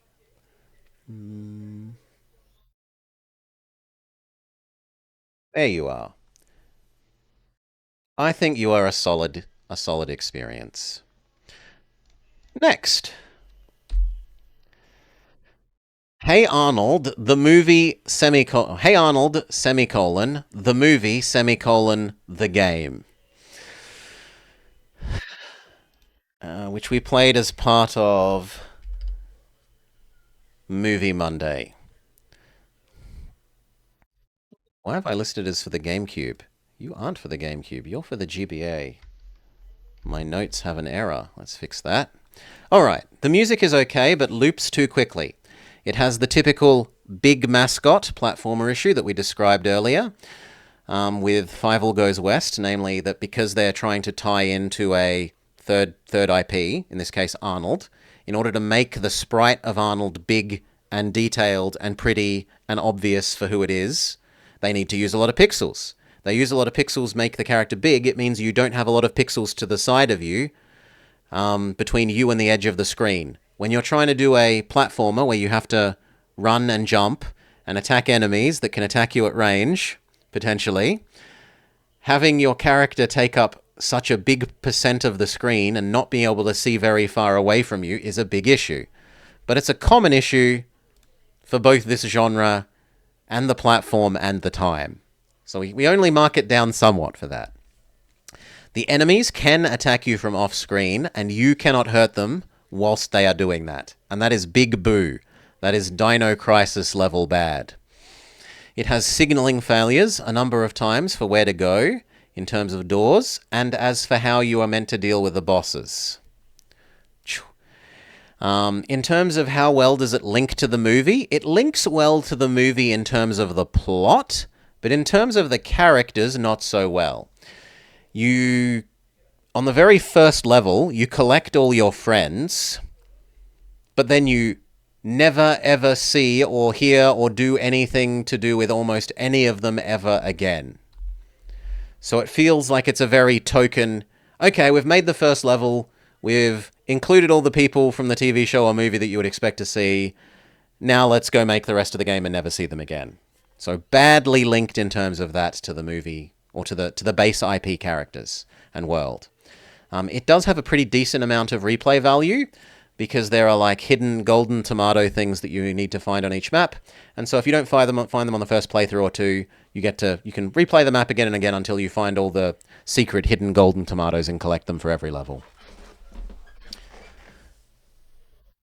So overall, Hey Arnold, the movie, the game, just kinda average. Next, House MD for the NDS. This is quite like As Dusk Falls, in terms of it being a fantastic mix of so good it's good and so terrible-tastic that it's good. In terms of the badness, it has repetitive and mid to poor gameplay at a number of points, but it's kind of like a bad B movie where you get the sometimes it's so terrible that it's just terrible-tastic dialogue, and the characters feel very much like their characters from the House MD show. I don't know that I can recommend playing it, but it is a really good experience to watch someone play this through, I think. And get to see all of that terrible-tastic character dialogue and writing. but the mini games themselves are often really hideous, like stylus flick things around the screen to rearrange the Tower of Hanoi of magazines was just a terrible mini game. Or like recycling the legally not DDR mini game for pumping different drugs into an IV line a bunch of times. Just no. So don't play it, but absolutely have a good laugh watching someone else play this through. It prompt you to rewatch the entire series. Hey, it's a really good show. I'm glad you will have enjoyed that, Amel. Happy to have helped. House MD, you are a superb experience to watch. I would take a step back from saying I recommend people play it, but it is a superb experience to watch. All right. Next. Oh my. From superb to absolute shithouse, we have How to Train Your Dragon. This did not do well. Okay, I shouldn't be using... I should use dragon as my keyword for... Yeah, here we go. Okay, it's pretty. It does have nice music and sounds, but it's not related to the movie story in any way. It just reuses the setting and characters. Customizing the colors and like the little frills or extra little doodads on your dragon is really cool. You can make your own dragon. Maybe you want a blue dragon. Maybe you want your dragon to be green with yellow highlights. Maybe you want yours to have extra frills or like a tail, like a Stegosaurus plates or something. There are all sorts of things like that you can do that are actually really quite cool for customizing your Dinomon. But the mini-games are extremely simple. They aren't tutorialized well, other than the dragon maintenance bit. And good God, doing your dragon maintenance is tedious. You need to gift your you need to feed your dragon food, kind of like a Digimon. You need to gift your dragon presents to make it like you more. And you need to apply healing items to it. And you need to let it sleep. But unlike a Digimon or something where it's asleep and you leave it alone until its sleep meter is full, you have to tell it to go to sleep and then sit there and watch over the course of 2 minutes with nothing else to do while a sleep bar slowly fills up on the screen. It is mind-numbingly boring to have to repeatedly sit there and watch this sleeping bar go up as you rest your dragon. That is unforgivably bad. Add to that playing through the main campaign gives you a tedious farming and grinding loop a number of times, where you're essentially told, go into the forest and collect 10 bear pelts. Okay, you do that, you progress some other part of the story some more, and then you unlock the beachfront. And then you're told, go collect 10 seashells. And it does that a couple of times. So, quest system, the fighting of the dragons with each other, kind of cool. The dragon customization, cool. The dragon maintenance, big wet fart. Absolutely terrible. Where is How to Tame Our Dragon on our... What do you look like? You look mostly black. That's black. That's black. There we go. No, you're a shitty game, How to Tame Your Dragon. Next. Cannot recommend people play. Unless you enjoy repeatedly waiting 2 minutes for the sleep bar to go up. Go make a coffee. Come back and go make a sandwich. Come back. Tell the next dragon to go to sleep. Maybe go do your washing. Come back. Ay. Inscription. And thanks once again to Vama for gifting us this for our birthday. That was really nice of you, Vama. So, Inscription. It has volume balancing issues. So some of the noises and sounds and voice lines are really quiet. And then some of them are unbelievably loud. They need to work on that. It has a number of tutorialization fails. Act 1 to 3 has a good card game, an ambience and story. Acts 1 and 3 have a good card game and ambience story, but I did not think the same of Act 2. I found the Act 2 graphic style and way of conveying the card information to be very poor. Needing to play the whole of Act 1 in a roguelite way in order to get the next hint for what you need to do to progress the story to get outside, I thought was really, really, really bad and hugely painful. You need to win the whole roguelite in order to be told, here is the next single step that you need to do. And then you've got to beat the roguelite again, and that could take another half an hour. Okay, now here's the next single step of thing you need to do. Do that a dozen times potentially to progress to the next act. It was painful. Act 3 does a much better job where it has the sub-areas and different teleport locations where you get to make a save, but as soon as you backtrack too much, it doesn't undo the save, but it undoes the fighting in that area so that you have to do that bit of thing again. I think that is a much better way of making it roguelite-y.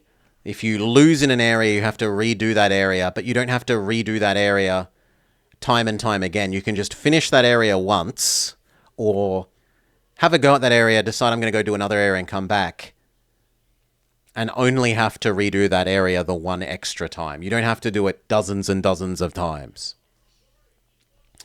Playing the game, the in-game video clips that play, they are nice lore, but they are way too slow.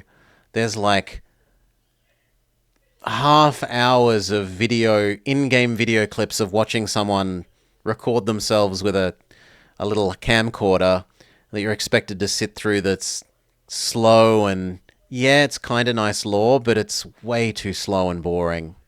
I think those need a like YouTube equivalent of right-click play at 2 speed to make them tolerable to a player. The way that they speed them up in the game is like 5 times as fast, and at that speed you can't absorb them. There needs to be a happy medium where it's fast enough to be noticeably faster, but you can still absorb the information that's trying to get to you, sort of thing. All right. Thank you again, Vama. It was a really lovely present. Much appreciated. Next. Oh, baby. You have to save us! James Cameron's Avatar the Game. The camera is horrid. The Z targeting likes to target enemies around the corner instead of the one that's right in front of your face. It has an obnoxious escort quest system with an idiot of an escortee who doesn't let you go forwards and clear out the enemies in the area ahead of you before telling the escortee to advance. Instead, he walks forwards into the swarms of opponents and then starts screaming at you, "You must save us! Please help us!" Oh my god, it's so painful and bad. The laser gun shooter / Star Fox sections have a ridiculous number of things that you need to shoot per second, considering that you are trying to aim at them quickly with the Wiimote and lock onto them dodgily with the Wiimote. It is pretty, and mostly intuitive, other than the times that it isn't showing you as the player the QTE input tutorialization for the new kind of thing that you need to know it's QTE, or that you need to walk up to and interact with to do a QTE, because of the bad UI encoding. It is hideously painful to play in so many ways, and has essentially no redeeming feature, as far as I'm concerned, that it is our first Dino Crisis level game for the year.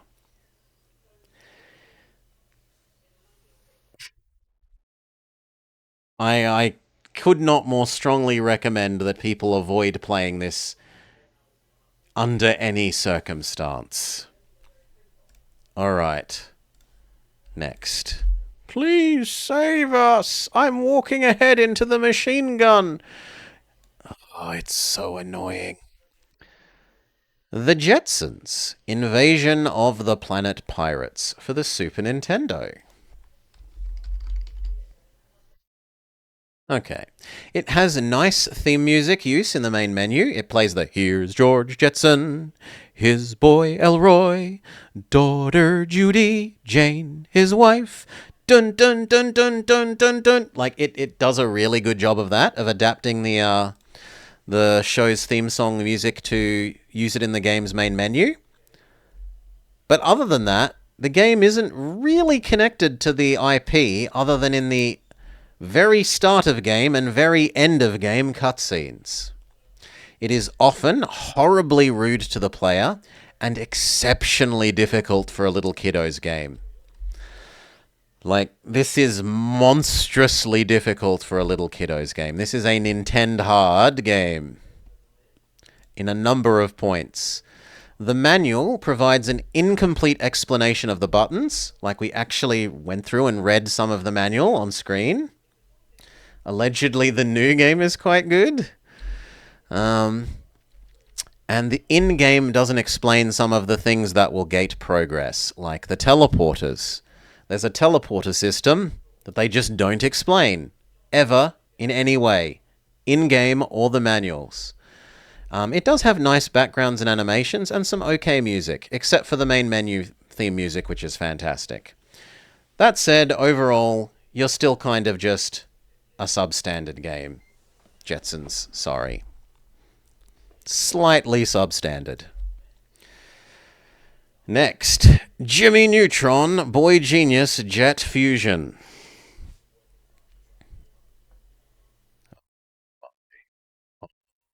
Why? Okay. The music, it's pretty, and the music is okay, but it loops too much and gets old quick. It starts out good in terms of the gameplay, but gradually degrades from like a 6.5 out of 10 to a 3 across the course of the game. It does have a good variety of level settings, as in, like we're in Japan world, then we're in America world, then we're in Space Alien world, etc. The camera is often a horrendous pain, other than in the hedge mazes. When you walk into the hedge mazes, the camera goes to a top-down view that it barely uses anywhere else, that actually does a really good job of helping you navigate the hedge maze that would otherwise be an inconceivable pain in the ass if you were stuck in the over-the-shoulder first-person view mode. What else have we got? The lighting is often a pain in the game. Like 70% of the puzzles are just press a button or press a switch to open a door somewhere, which is disappointing. It has an unfair fighting lock-on system. The enemies will lock onto you from a distance farther away than you are able to lock onto them, which is monstrously cruel to the player. The continue system is a massive pain. And most of all, when you get up towards, well, for the whole game, but we only really noticed it the most for the absolute last level, the fact that you need to have collected, in terms of comparing it to like a Mario 64, in order to unlock the final Bowser boss door, to unlock the final world, you need to have collected 90/95% of the chips, think like star coins in Mario 64, to be allowed to enter that final boss level, which is hugely rude. The game says, go back, backtrack, do every single of these levels again, and make sure you collect very nearly everything in all of them to be allowed to see the end of the game. No. Just no, that is monstrous. It does have good VA and some pretty funny dialogue, although it was at sometimes meh. So a bit of a mixed bag. Sometimes good dialogue, sometimes meh. It has a good variety of minigames. It's got go-karting, it's got snowboarding, fishing, slider puzzle, DDR, submarine, Star Fox. But a number of them were pretty clunky. So overall, it's a rudeness, and oftentimes poor camera drags Jimmy Neutron, Jet Fusion, to a merely so-so level. to me. Next, another Jimmy Neutron game. Jimmy Neutron Boy Genius for the GameCube.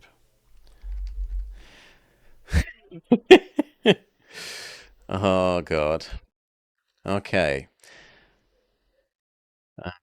What made us play the second Jimmy Neutron game is that when we finished playing the first one, as much as we could stomach, I had a terrible time, and I said we could always play, and then we were playing something else, and I was complaining, and Mama said, "Well, more or less, there's always more Jimmy Neutron, and we could always play more Jimmy Neutron instead for a bad game." And Vama said, "I don't believe you will play Jimmy Neutron. You're making a false threat there." So we played the second Jimmy Neutron game to prove Vama wrong. But for Jimmy Neutron Boy Genius for the GameCube, it is ugly. It has short, troubling audio loops to the point of why even bother to have the music when the audio loop is so short and ugly. The game itself is short, which is actually a godsend because it's a massive pain. It has tutorialization failures. It teaches you one thing and then expects you to do something else other than what it's literally just taught you in the tutorial. It repeats its crappy minigames often, and the camera, oh good lord, the camera. You have zero control. It moves while you're making jumps during the platforming sections in around corners or otherwise in a way to make it murder you.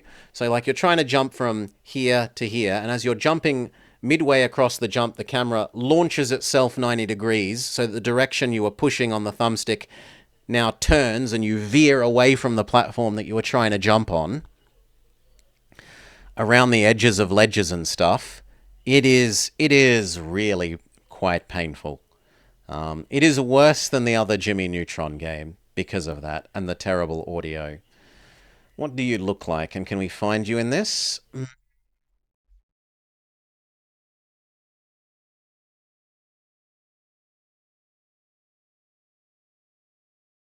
I don't see you. It's too small, so we'll just add another copy of that one. Jimmy Neutron, Boy Genius. You are actively substandard instead of being average, you are actively a substandard game. I'm tempted to drop you down into shitty.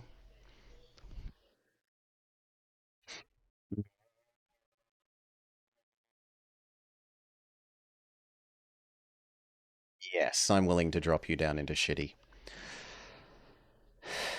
Second image? Yes, second image. All right, next.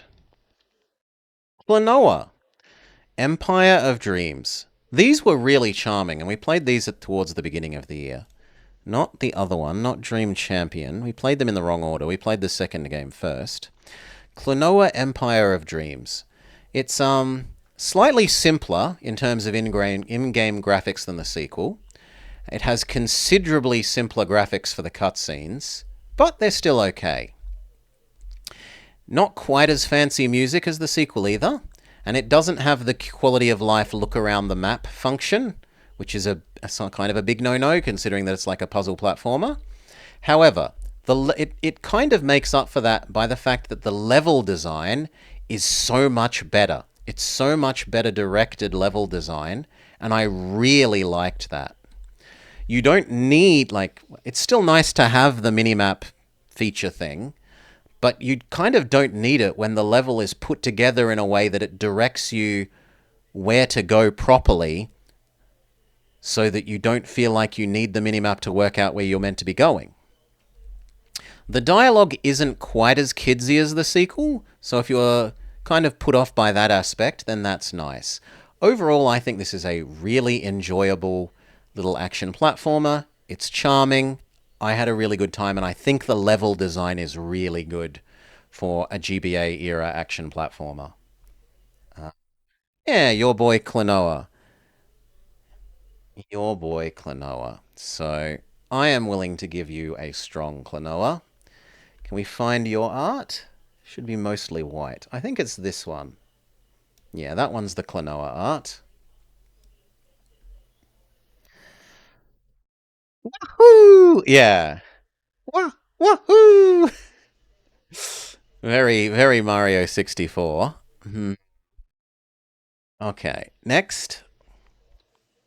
The sequel, Klonoa 2 Dream Champ Tournament, which, given the man with the giant revolver rifle, the giant gun on the cover, you might think, hey, this is less kidsy. But fun fact, no. It has really great music, gorgeous graphics and effects for the platform. The in between level cutscenes for a GBA game were amazing. The dialogue is good, but a little too kidsy, even for me, honestly, at a number of points. And the final three bosses aren't as good or reasonable, but other than that, it was quite good. And sometimes the translation into the English from the Japanese was kind of weak. Where's the banner? Oh, sorry. I minimized the banner partway through. There we go. Klonoa. Behold man with giant revolver rifle that is like as large as he is.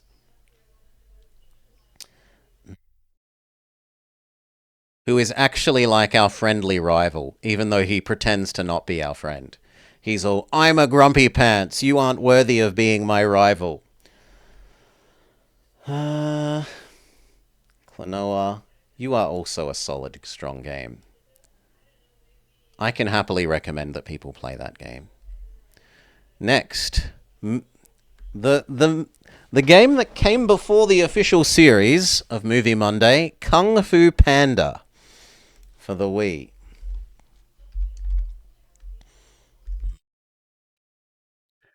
So this is the sort of game zero of Movie Monday.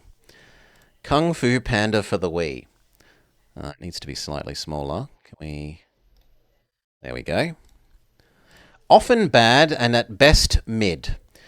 It doesn't feature the big storyline point, or it does feature the big storyline points from the movie, so at least it isn't a totally unrelated cash in. There are often invisible walls, there's a frustrating auto attack that will happen to branches and edges. It was a good difficulty for a little kiddo game, however, for the most part. Um, ooh. But those are about the only nice things I can say. The Wiimote controls are often painful. A lot of the boss fights were painful for fighting with the Wiimotes. Attaching to the poles, sometimes working out where it wants you to go.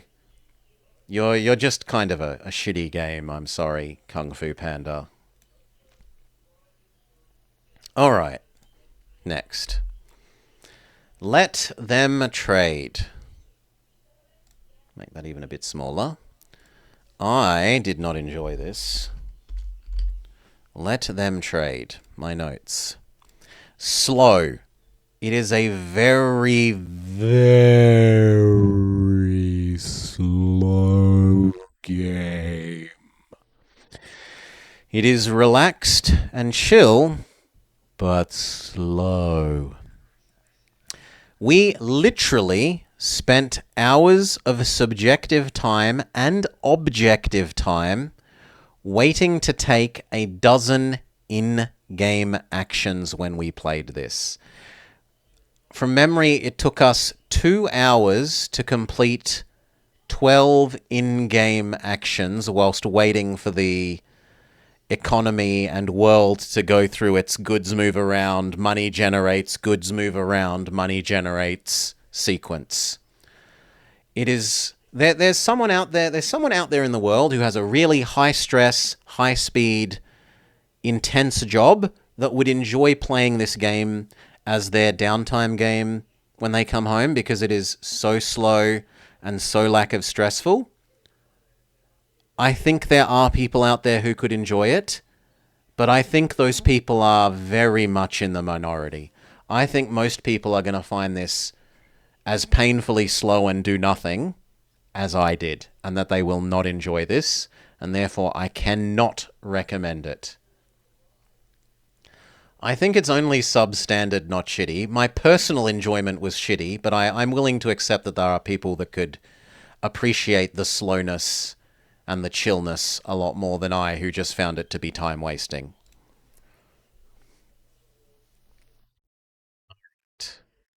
Next, Little Problems.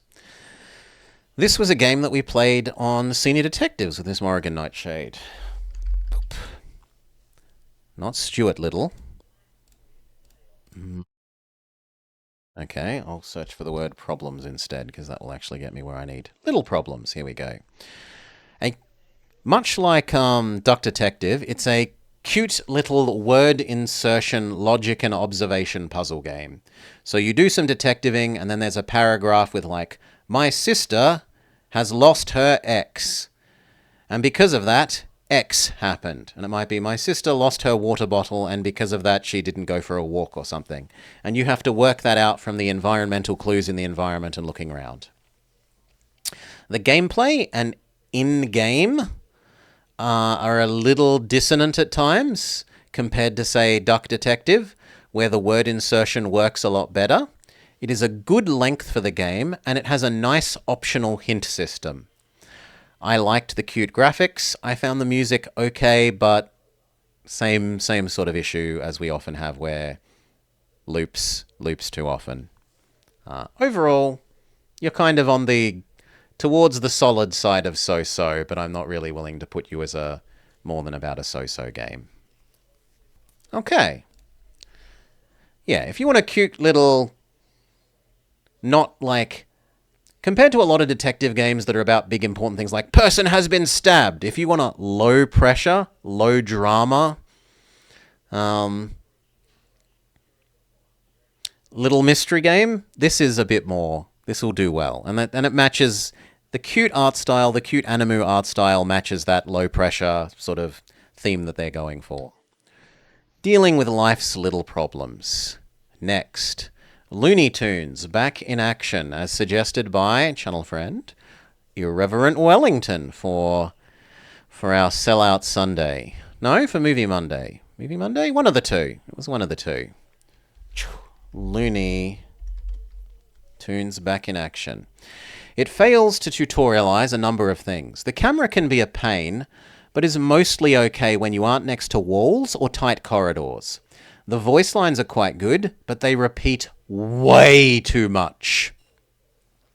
Like every time you jump, it makes a. Every time you jump up and down on a car in the first level, it's like, I like jumping up and down on cars, says Bugs Bunny. And he'll say that line like 100 bloody times in the first level.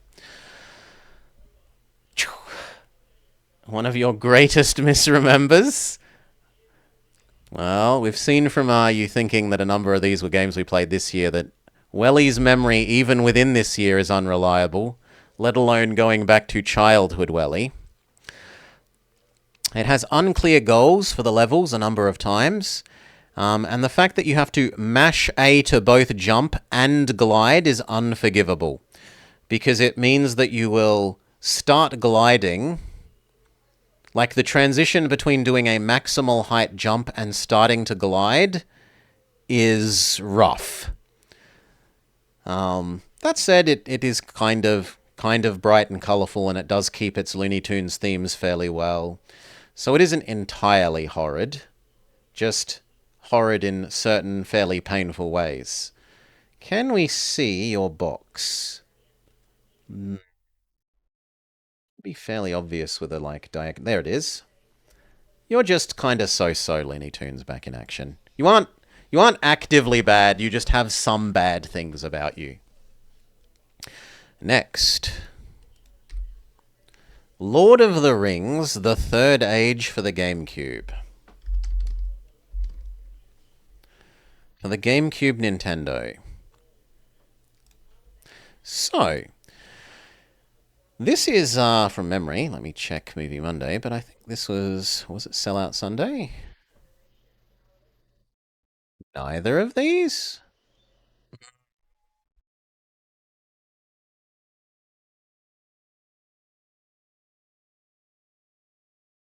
I thought it was one of these. Maybe we didn't do the thing at the end of the day. In any case, Kitty suggested this.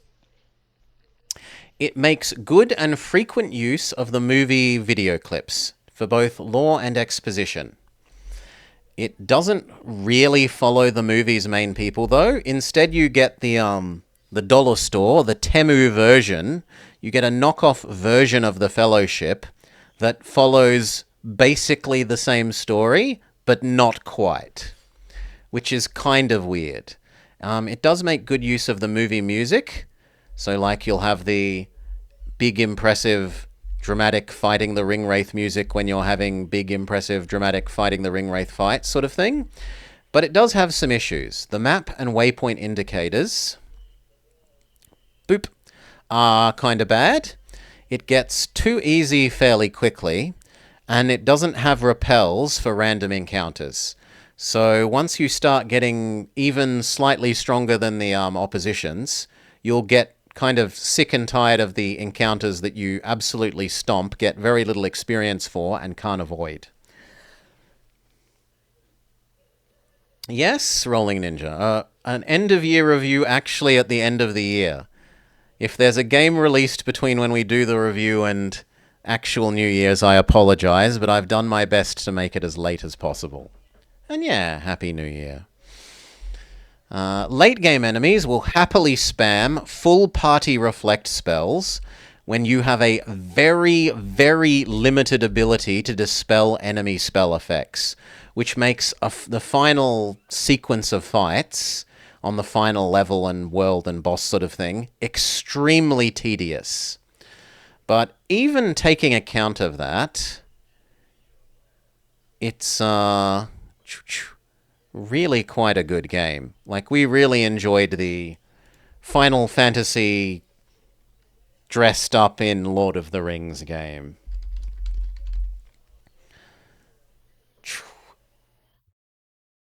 Boop. Okay, now we want to search for third. There we go, Third Age. To the point where I'm willing to put it into a strong game.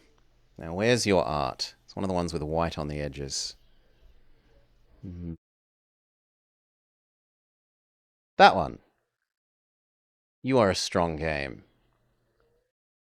Alright, next. You need to watch someone play it, Rolling Ninja. My recommendation there is very specific. It is a great game to watch someone else play. It isn't a great game to play yourself. Like, I will shamelessly direct you to my own playthrough, or go watch somebody else's. I think it's really good and funny to watch someone else play that, but I wouldn't recommend playing it yourself.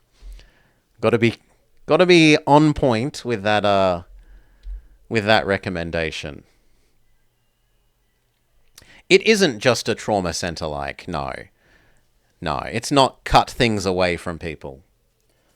LSD Simulator. This, I'm not sure I'm willing to grant this status as a game myself. It's kind of a walking simulator, but let's go through our notes. So it has nice footstep sounds. It has some nice models. And the way that the textures change on the world to make it sometimes seem like a different place when it's otherwise the same location works really well at times.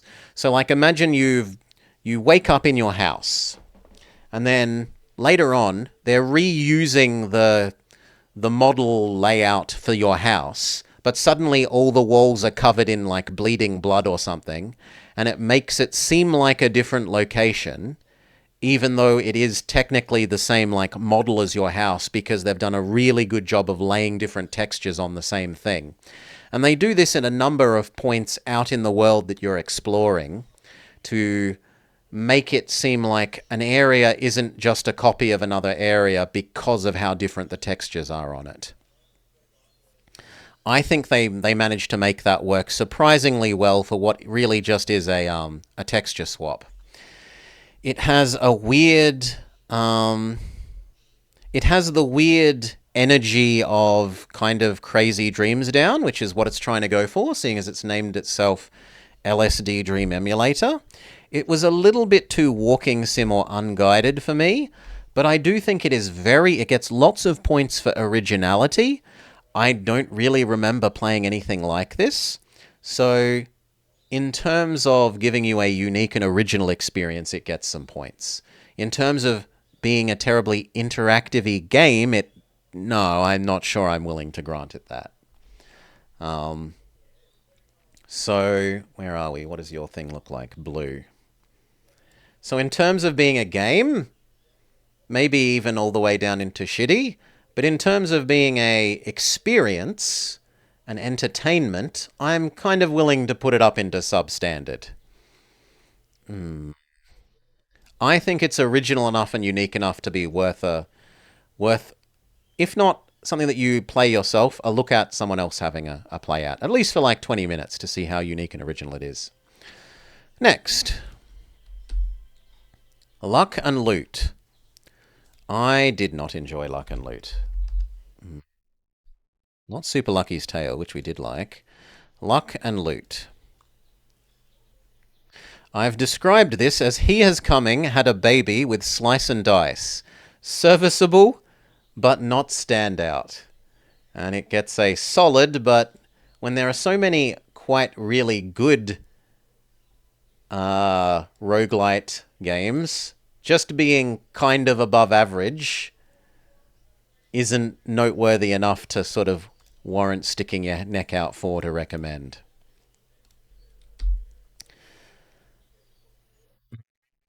Now we have something that is super offensive. M&M's Kart Racing for the Wii. Oh my. Where are we? Not Smurf Racer. There we are. M&M's Kart Racer. This game has the single worst water animation graphic that I have ever seen in any game in this era or the preceding 15 years. It's like TV static, but two slightly different shades of blue. It has 15 tracks, which is honestly a good amount for a kart racer, and far more than any sane person would want to play of this game.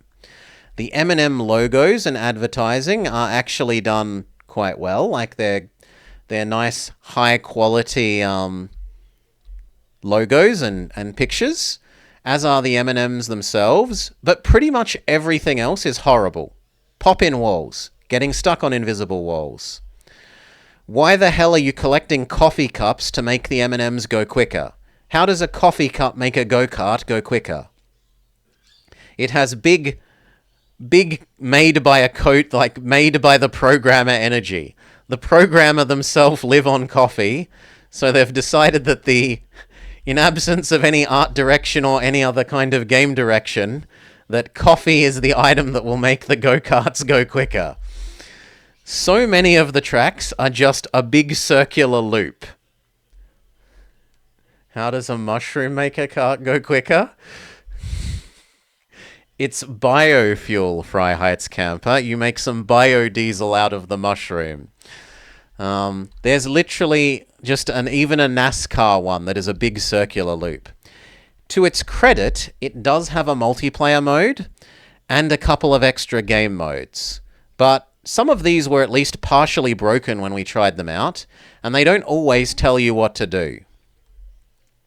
And they will also tell you literally at the same time, you've won and game over. We had the game tell us at the same time, you've won and game over. You fail. It is the worst kart racing game and almost the worst game we have played this year. I'm willing to put James Cameron's Avatar down as less enjoyable to play than M&M's Kart Racing was. But it is still a Dino Crisis bad game. It is good at being a sellout. It is a massive sellout, and it does a massive job of trying to push M&M's advertising at you. It does that aspect of its job well. 1 second, I need to cough and have a drink.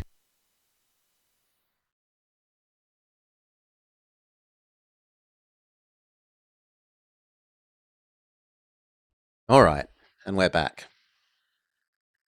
Next, Madagascar for the Nintendo GameCube. It is a nice little minigame slash collectathon platformer. It has a good variety of minigames, and it has good tutorialization and signaling almost all the time. Its biggest failing as a game, as far as I'm concerned, is although it has like a DDR minigame with music and a number of different music tracks, it doesn't have the "we like to move it, we like to move it" music in the game. And it loses points for me for failing to have that music. I assume they couldn't get the rights, or they were unwilling to spend to get the rights to get that music in the game as well. Other than that, it does a really quite a good job. Does Madagascar look like? I want to penalize it down into like only being a solid game because I was so personally disappointed by not having the "we like to move it." Is it even actually Madagascar without that track? Yeah, it still is. It's just Madagascar with a glaring hole in it. Alright, next. One of the other duck games we played this year. Maui Mallard in Cold Shadow. Donald Duck in Maui Mallard Cold Shadow. It's a very lovely art and animations for a SNES game.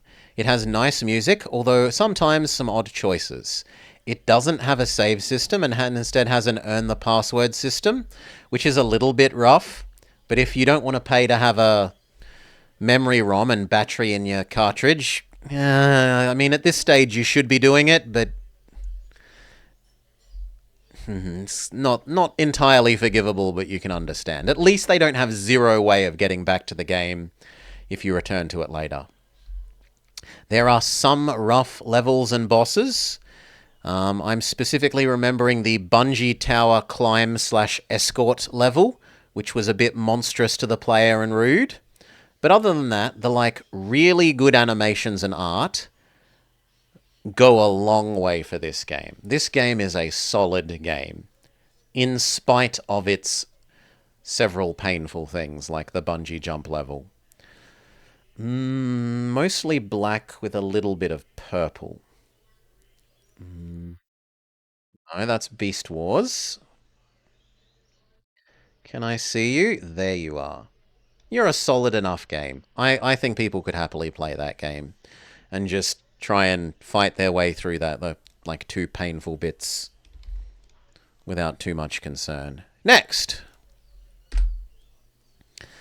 Micro Machines 2 Turbo Tournament, as suggested by, dictated even if memory serves, by Decoy, a beloved game from their childhood.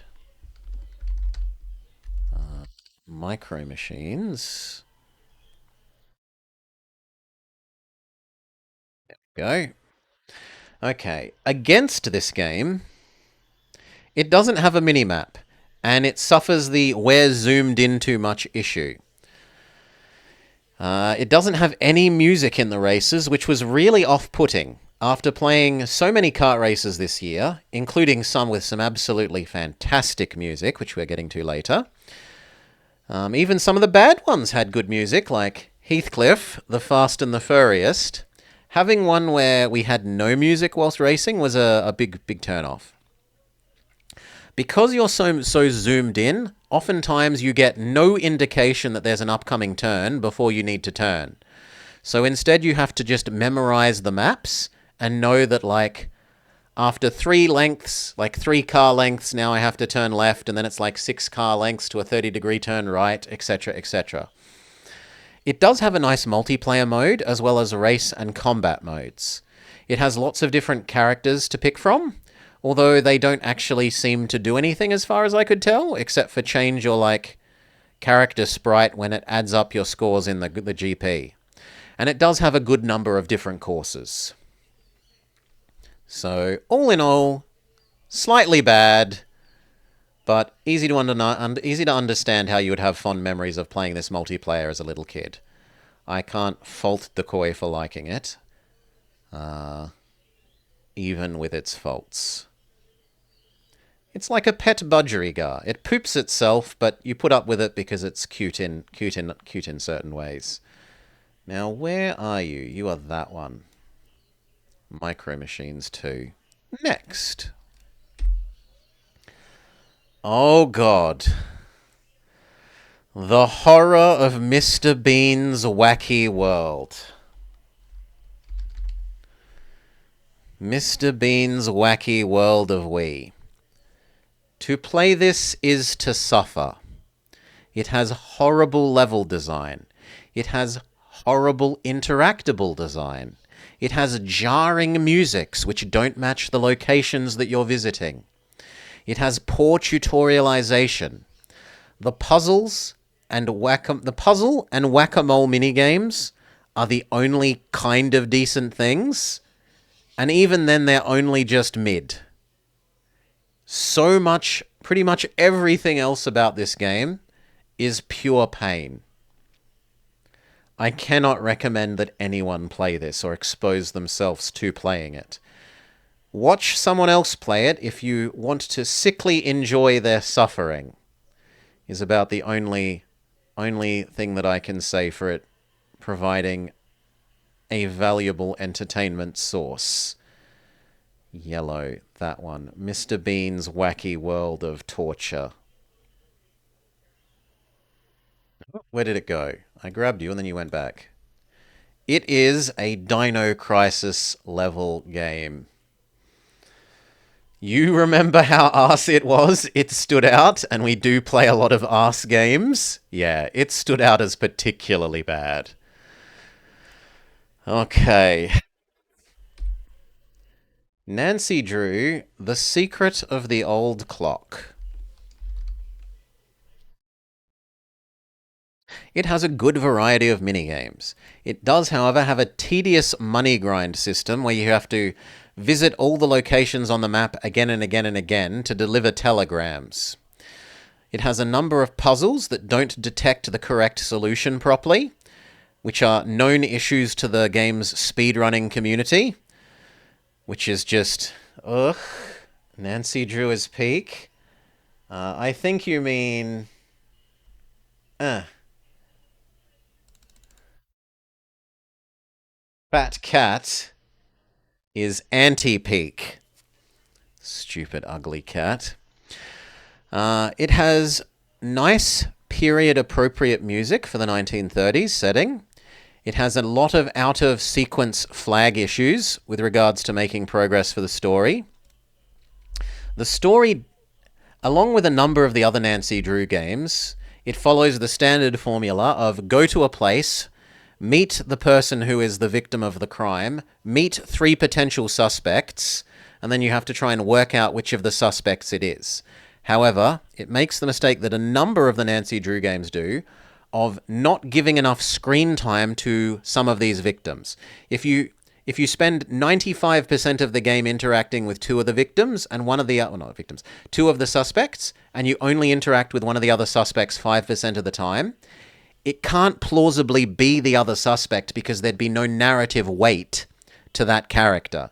You haven't interacted with them enough for the story to be allowed to justify that character being the bad guy.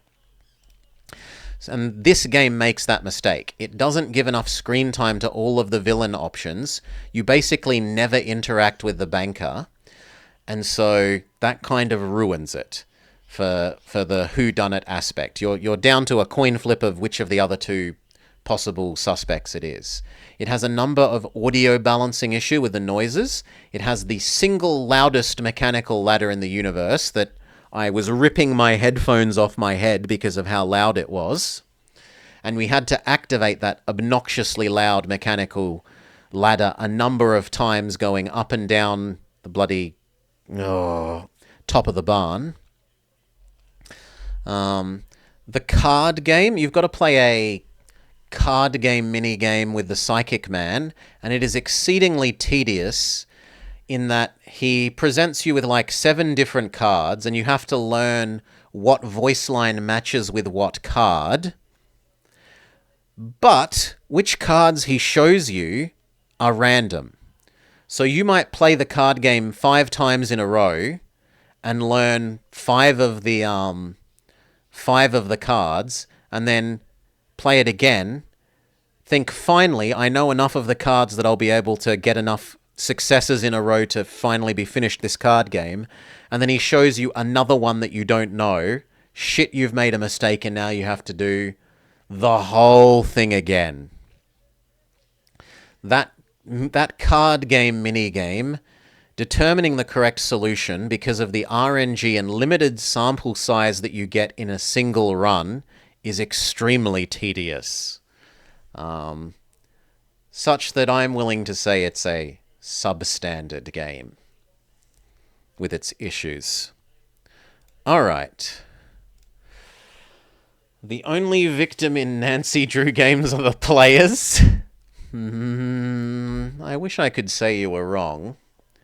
Alright, and then we have legally distinct, not quite Tails, Mario 64-like game. New Super Lucky's Tale. This was something we played really close to the end of the year. I think that this is an absolutely charming and heartwarming 3D action platformer for kiddies. It has nice music, a bright, vibrant series of worlds, a really easy to navigate overworld. It's generally really well signaled, and the camera is really good. You wanted a action platformer that you can either play with or give to your little kiddo, your young kiddo, I could wholeheartedly recommend this game. I know that I'm more willing than many people to put up with little kids' games. I really enjoyed it, even with how kidsy it was. I am willing to push it up into strong. I am willing to push it up into strong, but I could understand the case that people would make if they wanted something more difficult and a bit more adult, that it would get pushed down to solid for them. I'm okay with playing charming game that's maybe a little too easy and a little too kidsy. Okay. Next. Boop. Elder Scrolls 4 Oblivion Remastered.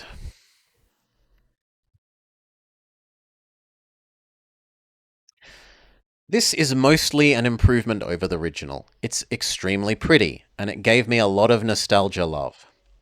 However, there are some of the changes that are downgrades. The lack of a swap between, at least at the time we were playing, this might have been addressed in patches since then. I put my hand up and say I don't know. I haven't played it again all that recently. This could have been fixed, but when we were playing, I found that a big issue was that swapping between the local this little dungeon or house map and the global here is the world map was extremely painful. You had to scroll your scroll wheel all the way in and all the way out to make it swap between those two modes, when I would swear, I don't know for sure, but I'd be willing to swear that I feel like I remember when I played the original game that there was a button that was swap between local and global map mode, and you just pressed a button instead of having to do scroll. Finally, it's changed between the global and local map modes. Some things look really, really good. As I said, it's very pretty. I think they do a really good job of making the Khajiit people especially look good. On the other hand, I think they do a kind of fairly poor job of making the lizard people look good. I will point out especially the lizard's people teeth. As they have good lip syncing, so as you're talking to characters and looking at their face and watching the lip syncing, you can watch their lips and teeth and mouth. And it does work well for the humans, the human factions, and the elves. It even works kind of pretty decently for the Khajiit. But for the lizard people, the lizard's people's teeth bend and flex and move as their as they're talking to you, and I found that really, really off-putting. The way that their teeth would bend and flex and move, it frightened me. It frightened me seeing their two teeth move around in that way. I'm still happy to recommend this as a really good game, but you're then weighing up the like, you are kind of resubmitting your homework here. This is a game that we already loved once before. You don't get full credit for serving us the same plate of food twice. The lizard people are just off-putting in any case. I really dislike their teeth moving when they talk. I think they do a good job of giving them good color and hair and hair, the scaly, the horns and the frills and stuff and the different colors. I think they do a good job of with the lizard people, but the way their teeth move when they talk is just, it's very wrong. Whatever lets them delay putting out Elder Scrolls 6, we are now 1 day and 1 year away from there being a larger gap between Arena and Skyrim than Skyrim and a sequel. 1 year and 1 day. I don't think they're going to make it. I personally don't think they're going to make it, but maybe they will prove me wrong. Okay. Oblivion, it is a superb game. That said, I am tinged by nostalgia. You might gain or lose based on how much nostalgia you have. You could say, I have nostalgia for it, but I remember and have played that game enough. I don't need to play more of it. It loses points. You could say, I love getting to play this game that I loved before with extra fancy graphics. That's fantastic for me. I can see it falling both ways.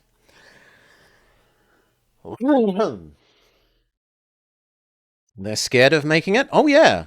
No, that's understandable. Skyrim is so big and popular, and it's there's almost no chance of them doing it well enough that they keep everyone.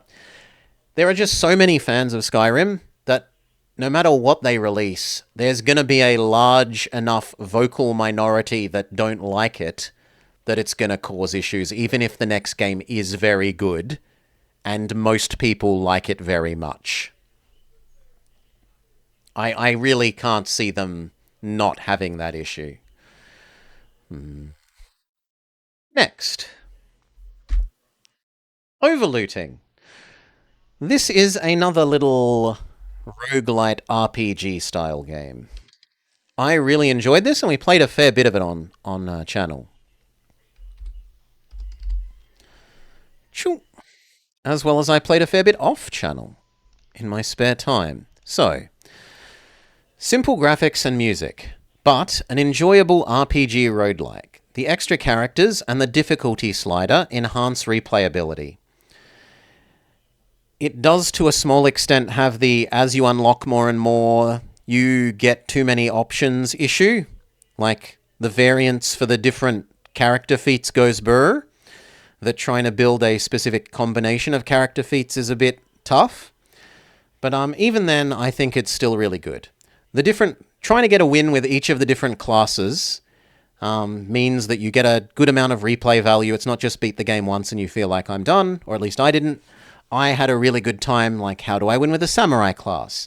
How do I win with the peasant class? How do I win with the wizard class? How do I win with the etc, etc, etc for the, like, dozen-ish classes that there are? It's well priced, I think, for its for what it is. I can hardly recommend this as a strong game. I think people should check this out. Put it on their watch list. Very, very, very reasonably grab it as is, but if it goes on a good sale, super duper grab it, would be my advice. If you like the sort of roguelite experience.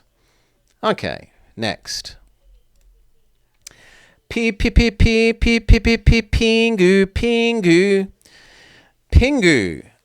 Sekai de ichiban genki na penguin. Pingu, the world's number one most lively penguin. For the Game Boy, a game released only in Japanese, which hindered our playing a little bit because my Japanese is somewhat weak, and even game aimed at 5-year-olds features a lot of grammar and words that Blobber can't handle. Pingu, the world's most energetic penguin. It has nice big sprites for the Game Boy, so it looks quite good for a Game Boy game. It has a good number and variety of mini games. However, the fishing mini game with its button mash needs a crazy high speed of button mashing. Little child me, with my hand going nuts, would not have been able to button mash quickly enough for that fishing mini game.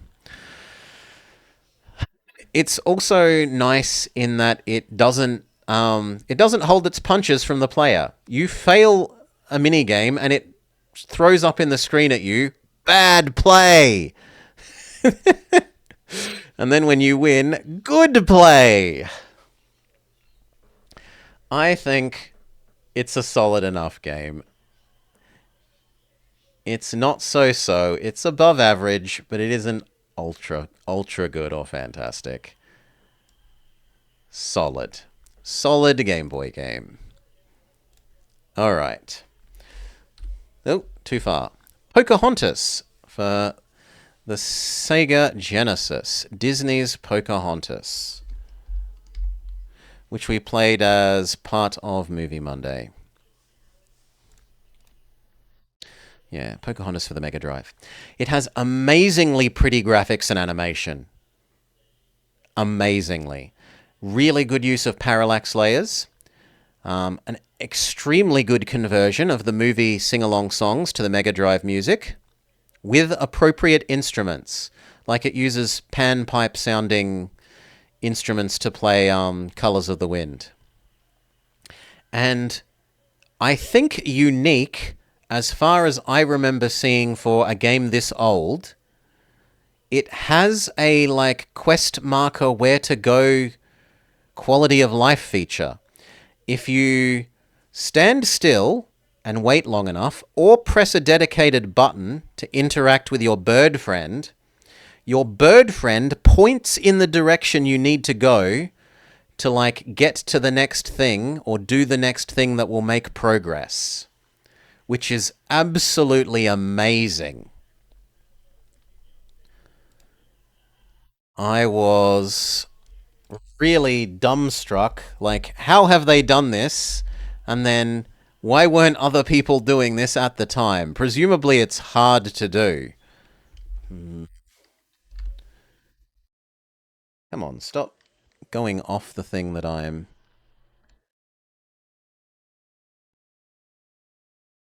looking at for my notes. Um, yeah, the quest marker system thingy is so good. It's annoying to grab the edges of branches and ledges fairly often to its detriment.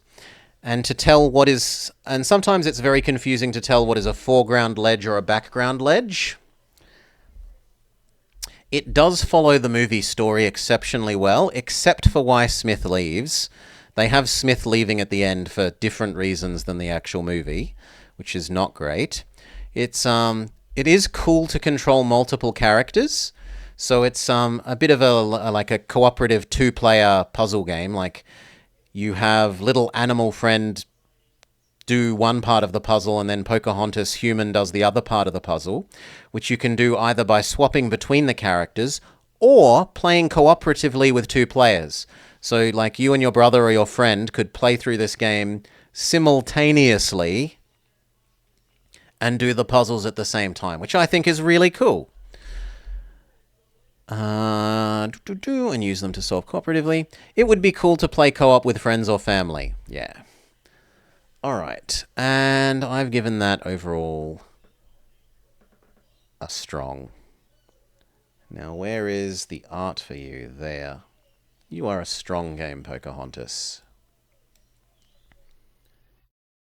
Lovely music, lovely graphics, some unique for the time quality of life stuff, decent puzzles. There's not that much to say against it. Next, Pokemon Infinity.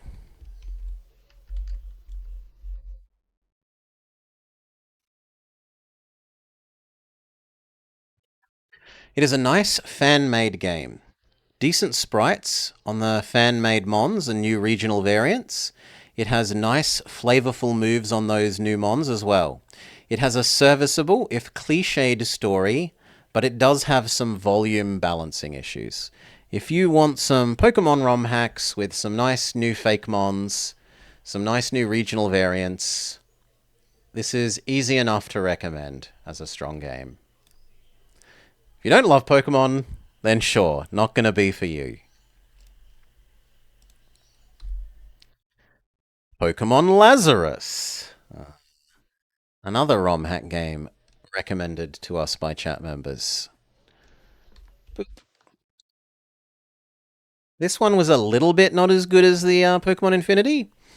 It's a decent Emerald ROM hack up until about Gym 7. And then it gets horrid. Genuinely horrid.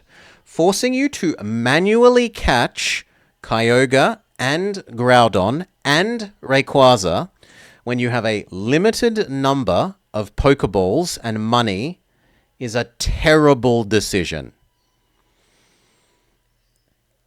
Other than that, up until that point, it does have some nice features like quality of life quest tracking. So I would say it's a very good experience up until Gym 7, and then just stop playing because it's going to make your life hell. Don't play more of it once you've gotten to Gym 7. Why was the Pokemon Lazarus art? It's solid for me because I love Pokemon. I am happy to see a new ROM hack. I could easily see someone that doesn't say it's so-so or maybe even substandard because of how bad it gets after Gym 7. Alright. Next. Pokemon Mystery Dungeon, Explorers of Sky. Where Kitty and Finboy set out to save the world.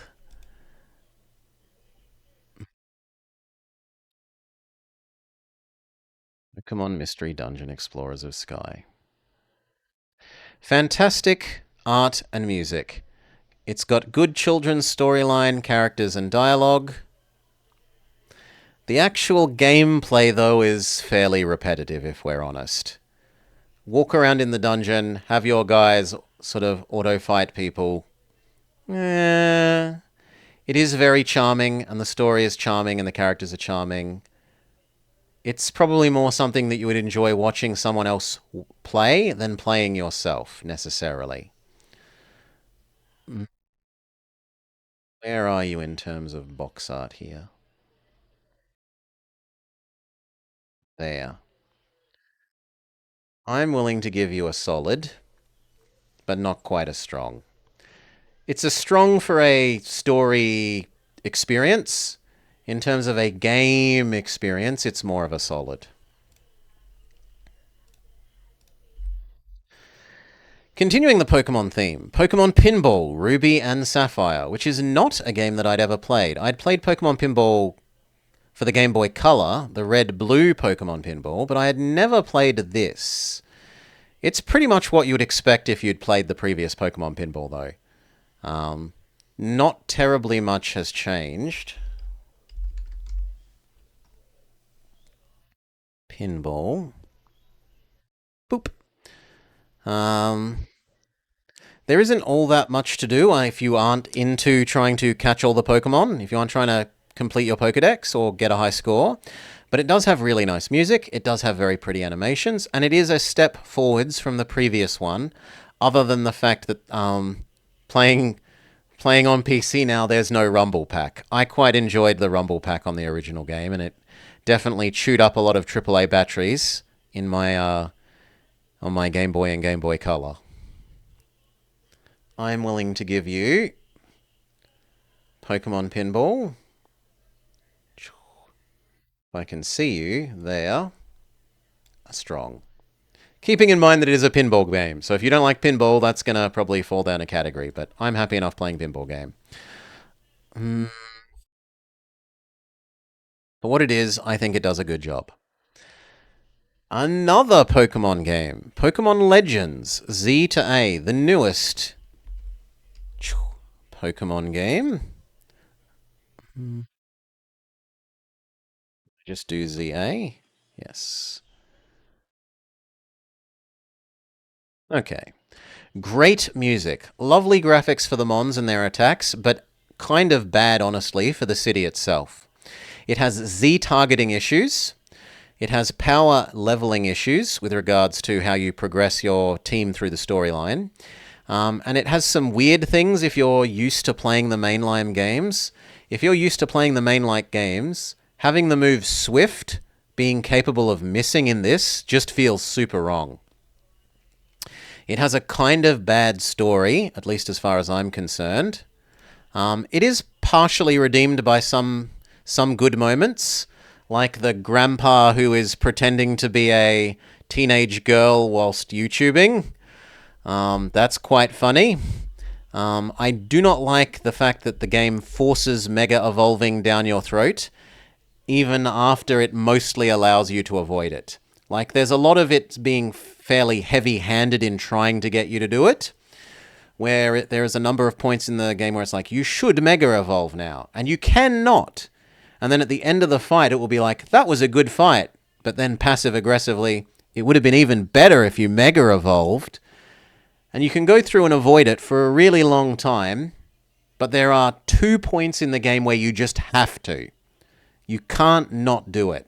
And as grumpy old man Blobber, who doesn't like Mega Evolving, and who, I just want to play the Pokemons the way it was when I was a kid, I did not appreciate them forcing me to do it, to but thou must it. The whole series has problems, but it's a call out for fans, so it's consumable. Yeah. Okay. That said, I think it's solid enough. So, where is Zeta A's box? Bit of white on the right edge. This should be getting easier because there are so few of them now there. I think it's solid. I don't think it's been an embarrassment. And the fact that they had the courage to do something so different after they've been making literally the same game for 25 years, rolling the dice on making something that's real time and spatially based rather than the turn-based battle system, they get some credit for me for that. Okay. Next, Portal Fantasy, also known as I Wish We Were Pokemon game. Legally distinct, not quite Pokemon imitation game. This is Pokemon meets Stardew Valley. The organ harvesting of the not quite Pokemon after you capture them is definitely a different take on the usual EXP grind. So what you do is you go capture the legally not Pokemon, and then you organ harvest them, and you turn the organs into upgrading your other Pokemon, or your other legally not Pokemon. That said, the crafting system, to me, looked like it was going to be far too grindy and take too long to get into. And I have relatively little tolerance for the Stardew, like, chop wood, carry water, do chores on your farm type stuff, such that it turned me off of it. If you like that kind of stuff, then definitely it's going to be more up your alley than mine. But for me, Portal Fantasy is only just kind of so-so. Might move up to solid if you like the Stardewiness of it that I don't particularly love. Next, Unenhance. Stuart Little 2 for the PlayStation as part of Movie Monday. Okay. This is a Spyro or Mario 64 like, but with Stuart Little plastered over the top. It's a collectathon platformer with action elements. It does do a good job of following the movie story and using the movie clips, and it's fairly pretty for a PS1 title. It has relatively few pain points throughout it, such that I'm willing to put it as like a high solid, low strong. What is your art? Your art is blue. Square with a bit of red. That one. High solid, low strong. Germans like that word? Oh, like that kind of stuff. They come home from work and then play some work in their free time. I've got chickens less than 3 meters from me where I sit. I don't want I don't want farm stuff. I don't want to be doing digital farm stuff when I've got real farm stuff so close to me that I could be doing. Anyway, for other people, it's some escapism and something different from what they normally do. For me, it's just painful. Okay, next. Technically a new game, even if it is a beloved classic for me. I definitely have hundreds and hundreds of hours in Railroad Tycoon 2, but we don't. I had never before played Railroad Tycoon 2 as released for the PlayStation 1. Did they was it going to be a case of what have they done to my boy, or did they do a good job of porting it to the PlayStation? I endeavored to find out. Tycoon. Rude. Uh, I didn't make any notes for that, seemingly. I've been a naughty boy. Well, I still remember. It does a surprisingly good job of porting a PC game that's going to want to be controlled with a mouse to the PlayStation. They do make some simplifications, like the stations are now a single square that can have track touching them on any side. And there are some simplifications to the stock market system and the money system. But the actual running the trains around bit is still pretty much just as good as the PC game. I was not saddened. I was not in a vengeful Godfather mood. What have they done to my boy? I could totally see people having a good time with this, and that's not just my love of Railroad Tycoon 2. I genuinely think people could like this. Playing this on the PlayStation. All right, you are solid enough. Not as good as the real full game, but decent enough for a port to a platform that doesn't really suit you. They've adapted you well, considering. The GOAT, you might have been over. Look, the original game is the GOAT, the greatest game that has or ever will be. But the PlayStation implementation isn't quite that. We can't have a medium amount of zoom, so we have to live with being slightly small. Ratatouille for the Wii as part of Movie Monday. Your memories of playing XCOM on the PlayStation? You needed so many joystick action. Yeah, controlling stuff with a thumbstick instead of a mouse is a bit of a pain at times. But they did a surprisingly good job of it. We're looking for Ratatouille. Alright. It does have some camera pain, an attacking and swinging points pain, but otherwise it's got generally good graphics. Other than the fact that the cutscenes are more like their PlayStation 2 or GameCube era cutscenes than Wii cutscenes. It's like they didn't bother resampling the cutscenes from the to match the quality that the Wii is capable of presenting. Generally good music. The story does not do a great job of following the actual movie, at least according to chat, because I haven't seen the movie. I'm willing to take chat's word there.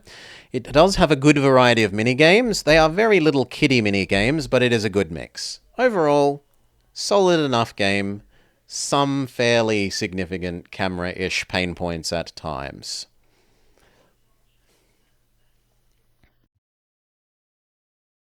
If I was Ratatouille, what would I look like?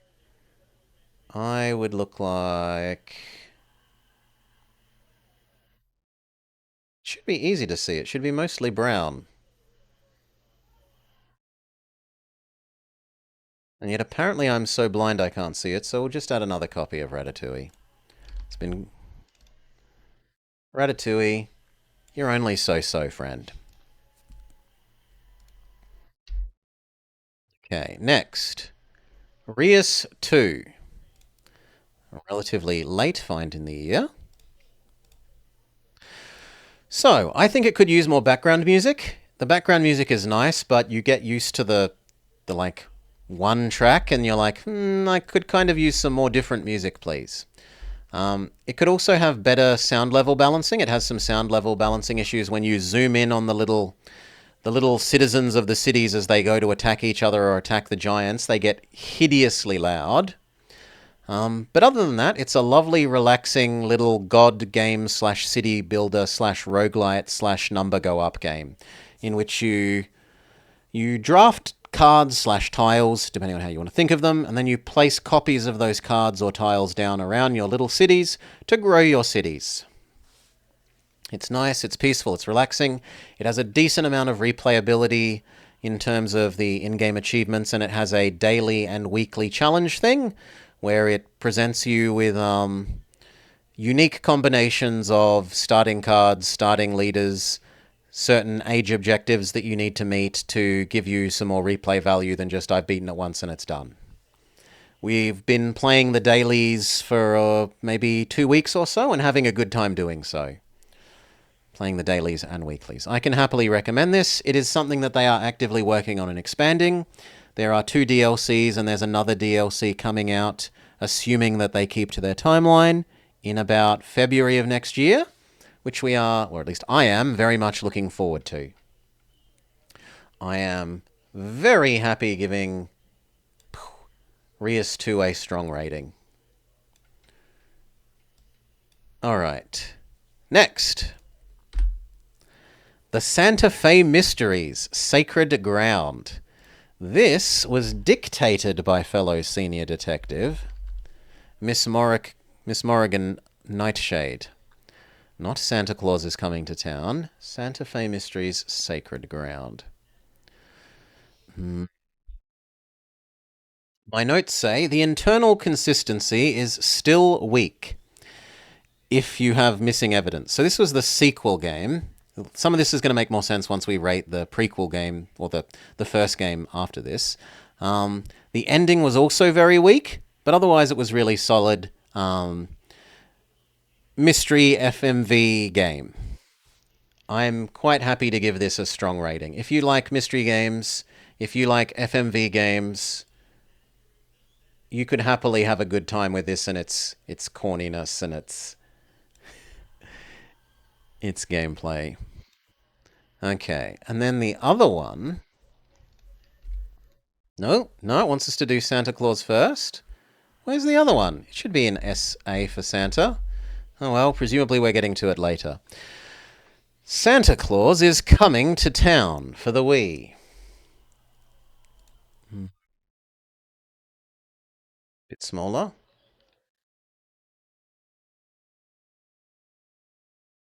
Okay. Point at the screen to deliver presents. This voice line will haunt me, because you are forced to play the point at the screen to deliver presents minigame about 60 times throughout the course of this game. The game has precisely 2 different minigames, other than its Crash Bandicoot-esque 2D platformer main game, and it reuses these 2 minigames hundreds of times. Not literally, it's probably about 60 times for the point present one, and the other one maybe a couple of dozen, but it feels like hundreds of times. What makes it extra bad is that you're playing the Crash Bandicoot side, 2D platformer game, and there's periodically enter the little minigame door. And you press the thing to enter the little minigame, and then you have to wait like 5 or 6 seconds for it to load the minigame with a crappy 2-frame loading screen. And then you play the obnoxiously stupid point at the screen where you just rub the presents on the screen with the Wiimote to make the presents exist. And then you have to wait another 5 seconds for the loading screen to go back to the main game. God, it was painful in terms of that. It does have 2 good music pieces. Santa Claus is Coming to Town and one other. And yet, despite that it has these 2 good pieces, it only plays them in one level. And instead, it endlessly loops the generic, boring, average Christmassy music in all the other levels. Why not reuse the good music? Why? Oh. The controls are actually pretty good for a Wii game. It makes honestly pretty good use of them. It does seem to skip over a lot of the movie sing-along songs, which I personally found very disappointing because I like sort of the Disney sing-along song-esque thing. So I was personally saddened to find out that they don't go over any of those in the game, but what are you going to do? Overall, kind of substandard as a game. Next, Smurf Racer for the PS1. This is just inoffensively average. In 3 words, it is competent but basic. Visit locations from the show. The music is okay. The sounds are lackluster but not terrible. It has the wrong voice for Brainy Smurf. That annoyed me. The graphics are decent but not great. And it has a small item variety for a Carter, but it is meant to be simple because it's meant to be a little kid's Carter. So it's just impressively so-so. If you're a little kid, you could probably say it's a solid game, but playing it as an adult, I found it to just be extremely mid. If I was Smurf Racer, where would my... No, that's the Brigadine one.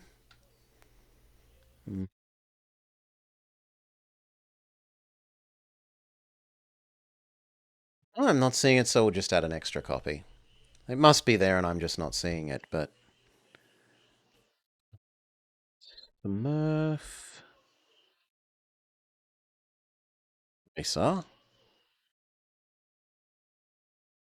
Are just aggressively so-so. There's not a lot to be angry at. There's almost nothing to be angry at, but there's nothing to write home about either. Something that is a noticeably better kart racing game. Billy Hatcher and Friends All-Stars Racing. Sonic Sega All-Stars Racing.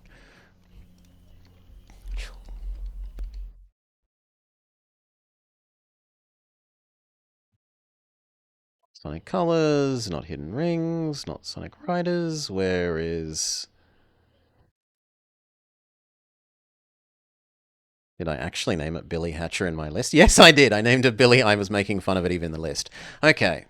It's a fine Mario Kart-like. It has nice music, but could definitely have more tracks, both in terms of musical and karting. It isn't, however, just a Mario Kart clone. It has extra things in terms of missions and the knockout mode that make it innovative beyond what you would see in Mario Kart up until the same point as this game. So it isn't just a shameless, we want to make Mario Kart but with Sonic in it. I think it's really quite good. We had good fun even playing it with the big crappy Wii steering wheel. Santa game was ugly. No, the hardest part was endlessly being told to clean those stupid presents. I will disagree on that.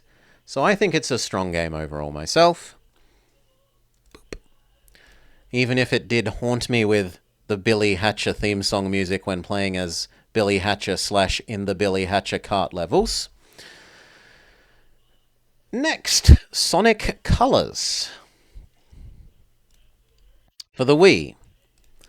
Some of the levels are very small. It has nice music, but a bit too much of Eggman's voice interrupting the music as voiceover stuff in the levels. It has good cutscenes and pretty much what you would expect from a little kids show Sonic dialogue. Perhaps more kidsy than Sonic Unleashed. The good bits don't feel as good as the good bits from Sonic Unleashed, but it doesn't have the padding that Sonic Unleashed had. So, like, less very good bits, but less meh and bad bits. So it kind of comes across as the same overall. As with Unleashed, some of the transitions between the forwards and sideward running sections are clunky. But it's solid enough. It is solid enough. Where is colors on our list here?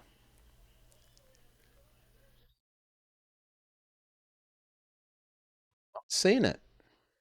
You'd think it should be easy to see. Well, we'll just add another copy.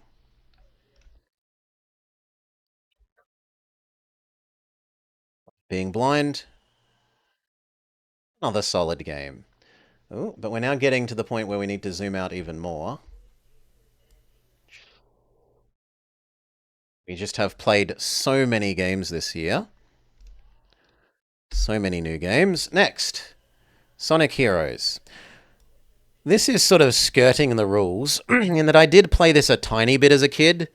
A friend borrowed it from the video store once, and I did get to mostly watch them play. They were a bit miserly, and the friend didn't really let me play more than about 15 minutes myself, so I'm bending the rules in terms of that, because I did play it a tiny bit but didn't get to very much, and maybe this is just me being bitter. Friend was a bad friend, grr, but we're allowing it. Sonic Heroes. Okay. It's a somewhat painful 3D action runner platformer. It has nice music though, including the title, like the name drop title of the game music, which is really good. Sonic Heroes. That said, you're kind of a substandard game overall, even with the music that I love. Sonic Heroes. I'm sorry. I cannot. I cannot tell a lie to people. Now that we're even this zoomed out, it gets even harder to tell stuff. So we're just going to have to add every single one, I think.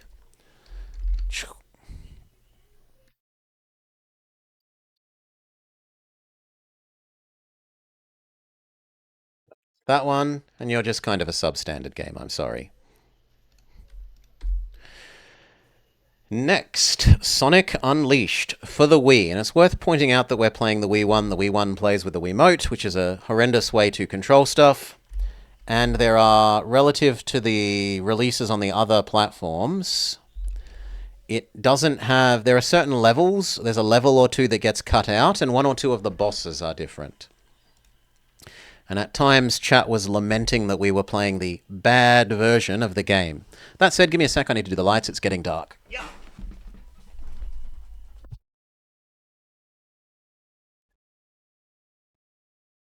Now I should be bright and colourful and visible again. Alright. So, Sonic Unleashed. The Werehog sections can be clunky, but honestly, the speedy levels do feel great when they are well signaled or you know the level because you've played it multiple times. However, getting to that point on the poorly signaled ones can be quite rough. The gesture controls for playing the brawler sections as the Werehog are relatively good for a Wii game, which is honestly kind of rare for Wii motion controls. It has some absolutely fantastic music, although some of it is kind of mid in my opinion. It has really nice animation video clips between the levels. The camera is clunky at times, even in the speed mode, not just in the Werehog Brawler mode. So, I think you are a solid game. Yeah,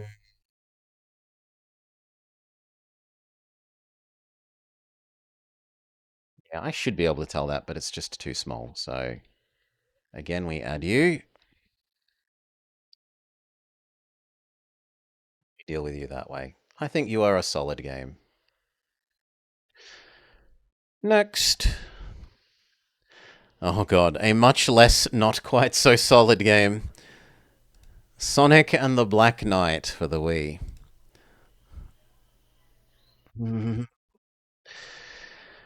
Okay, it is very short. The final boss is obnoxious. It has tiny timing windows, which are misindicated by the sound or graphical signals that they are supposed to be matched to that conflict and lie with the actual timing windows.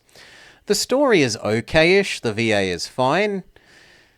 It isn't good, but it is a step forward from Sonic and the Hidden Rings, which I hated significantly more. So, Sonic and the Black Knight.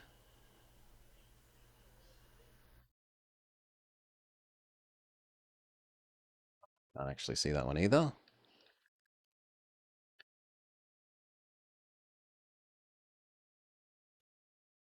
You are so. It would be substandard if I was being more bitter about how bad the final boss is.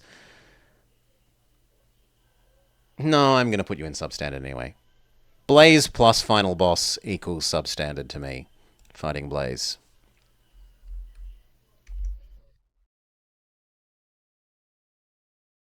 Okay. Next. Lost World. Sonic Lost World. We just played this the other day, so it is very fresh in our memories.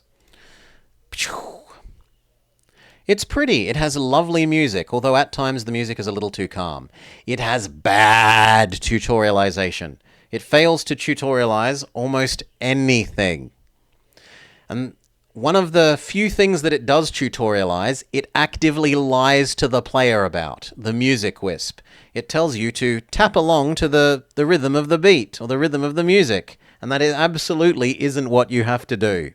You just have to press A, wait for your character to move to the next music note. Once you've tapped that music note, wait for like a quarter of a second and then press A again to go to the next one. It has nothing to do with the rhythm of the music. Nothing. And that really annoys me.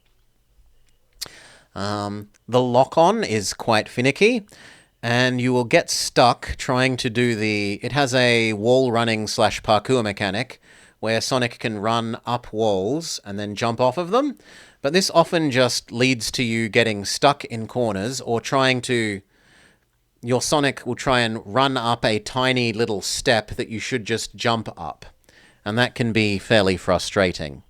It also has a painful shmup section and tornado auto-scroller section. The snowball section is really slow, as is the stop-go section in the forest levels, where there's an owl that you have to play, like, stay still, run, run, run, run, stay still, the owl can't see me while I'm staying still, run, run, run, run, run.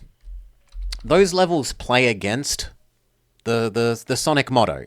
They play against the gotta go fast. It isn't gotta stop, go, stop, go, stop, go, stop, go. It isn't I have to move around very slowly as a snowball. I don't think those levels are good levels. I don't think they are good things to have put in a Sonic game. And I think they detract from the game. I think the game is at its best when it is actually embracing the Sonic motto and going fast. I think it is a sort of high so-so to low end of solid game myself. Certainly better than Black Knight. I don't think it's as good as like Colors and Unleashed myself. It is bright and colorful and pretty. If you were judging it as like suitability for a little kids game, then it would be up here. But in terms of how much I personally enjoyed it, I'm sort of putting it down here a bit more. Okay. And then we come to the elephant in the room. Tails Racing Crossworlds. The game that has eaten hundreds of hours of my time this year. Where are my notes? What did I write about it at the time? It doesn't, to its detriment compared to Sonic Team Racing that or Billy Hatcher and Friends racing that we rated earlier, it doesn't have the mission mode anymore. So it's lost a game mode, which is a strike against it.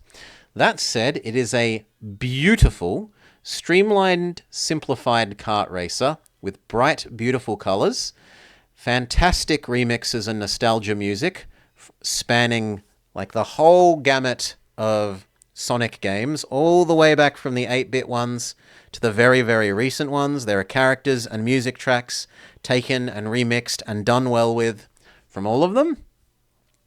It has extremely good cross-platform gameplay compared to what I'm used to. I hadn't really played a kart racer in that sort of way since the Wii and the 3DS, the DS one, and those were both kind of a bit dodgy. This does a much better job. Still not flawless by any means. There's still some lag and synchronization issues, but it is the best that I've seen done. Keeping in mind that as I said, I haven't played them since about the Wii era. It can feel like you're rubbing yourself against the edges of the map when you're on high speed, but it's so much just pure fun. Seriously, I genuinely suggest if you at all like kart racing-ish kind of games, grab the demo. The demo is free to play. See if you like it. I have super enjoyed it, and I have enjoyed it so much that, surprising no one, it is Blobber's top pick of the year. It is superb. It is Blobber's game of the year. For me, I could happily admit that people that don't like kart racing games would prefer something else. Just like Dark Deity is like, for me it's superb, but for people who don't like Fire Emblem or who don't like the teen dramery aspect of it, they'll disagree. But it is my game of the year. Next, Spider-Man Shattered Dimensions for the Wii. This was pretty terrible. I know without even finding my notes for it. Spider-Man Shattered Dimensions. It's got poor story. You get the same 4 or 5 character line barks endlessly. The camera is terrible. The jumping, web targeting / swinging around is terrible. I don't note any single redeeming feature about this game. Spider-Man Shattered Dimensions is just blah. Blah! It's that one. I can actually tell what it is. It's down here in the Dino Crisis tier for me. It's really bad. Please, avoid it for your own sake. Next. SpongeBob SquarePants Battle for Bikini Bottom for the GameCube. This was suggested, I think, by Welly, if memory serves, as part of Sellout Sunday. So, what do we have to say about it? The first thing that I noticed was that Mr. Krabs' voice is wrong. Angry noises. Angry blobber noises. How dare they get Mr. Krabs' voice wrong? It does use the theme song well. It's a generic collectathon action platformer, so think Mario 64, Spyro sort of thing. It is reasonably well done, and it does have good tutorialization.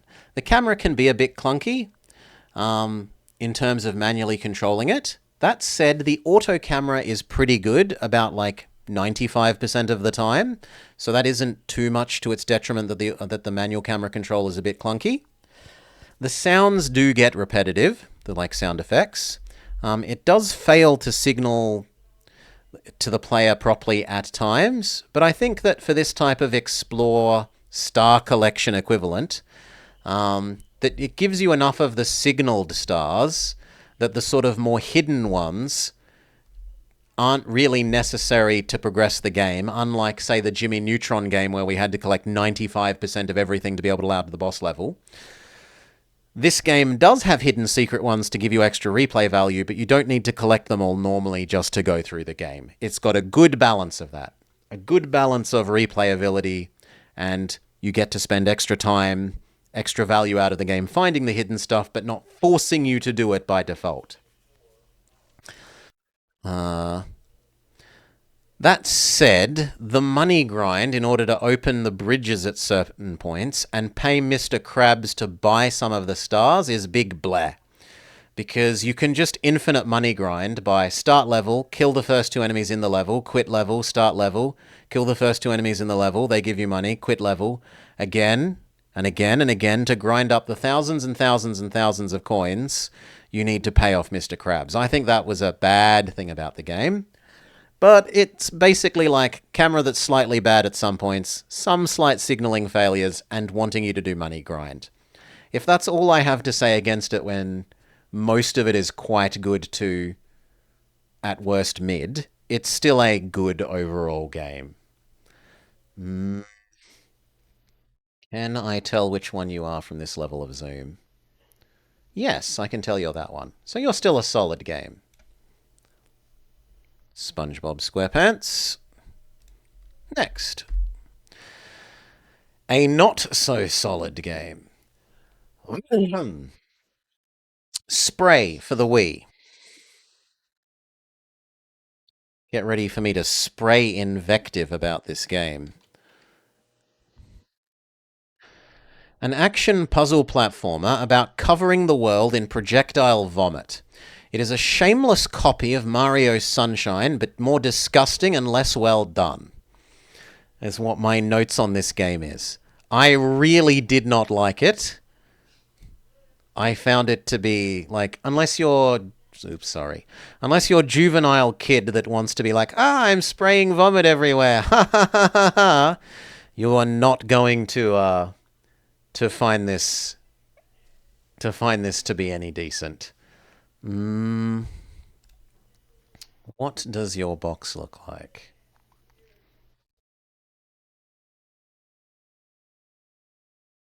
No, I can't tell from here, so we're going to have to add you.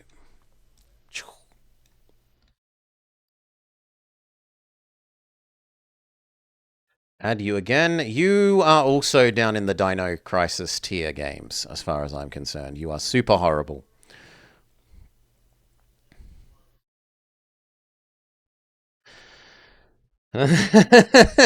Two in a row? Star Wars. Episode 2 Attack of the Clones for GBA. This is one of the first games we played in the year. It does have nice music, to its credit. But the controls are unintuitive. It makes you make blind jumps without having a look around feature. It has still image cutscenes that don't even bother to pan or zoom. It has troublesome and disgusting hitboxes and attack boxes for the enemies. As far as I'm concerned, the nice music is its only redeeming feature, and it is not enough of a redeeming feature to redeem Star Wars Clone Wars for the GBA.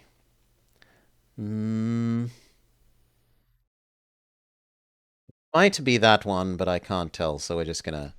Oh no, it's the second to last one. It's this one. You are also down in the Dino Crisis tier games category. That's hateful? Well, the Emperor has taught me to let my hate for the game flow through me. You think it's better, Pizza? You're welcome to stream it yourself and show me the... show me whatever... hidden to my sight upsides there are to that game. But I wouldn't suggest it. I wouldn't suggest it.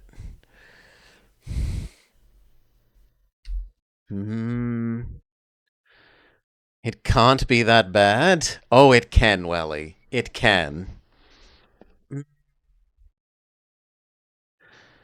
Now, Summon Knight Swordcraft Story for the Game Boy Advance. This was suggested to us by channel friend Brelix as a game that they quite like. A weeb game in which you are this little sword boy, and you have one of these monster friends, either frog thing or demon man or little guy, as your, like, legally not Pokemon-ish thing.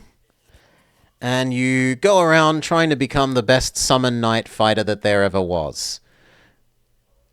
You aim to be the very best, the best that ever was, etc., etc. Insert more of Pokemon theme song.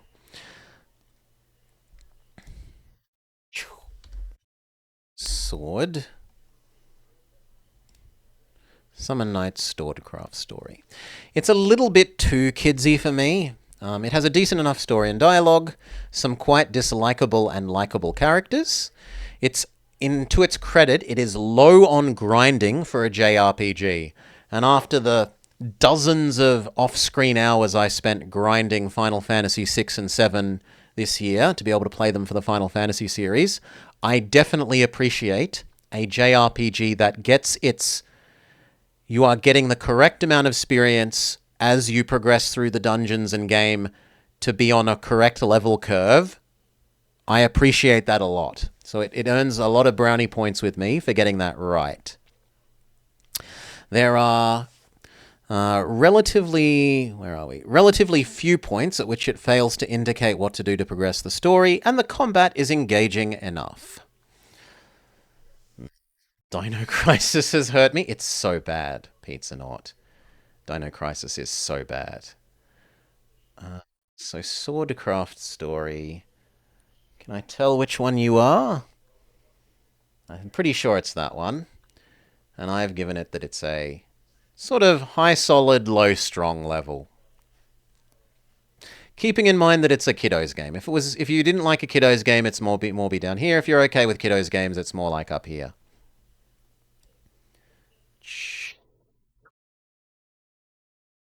Okay. Next, Terranigma, a game that I do not think is particularly good. Terranigma. It does have really nice graphics. With its use of transparency layers, it has nice music.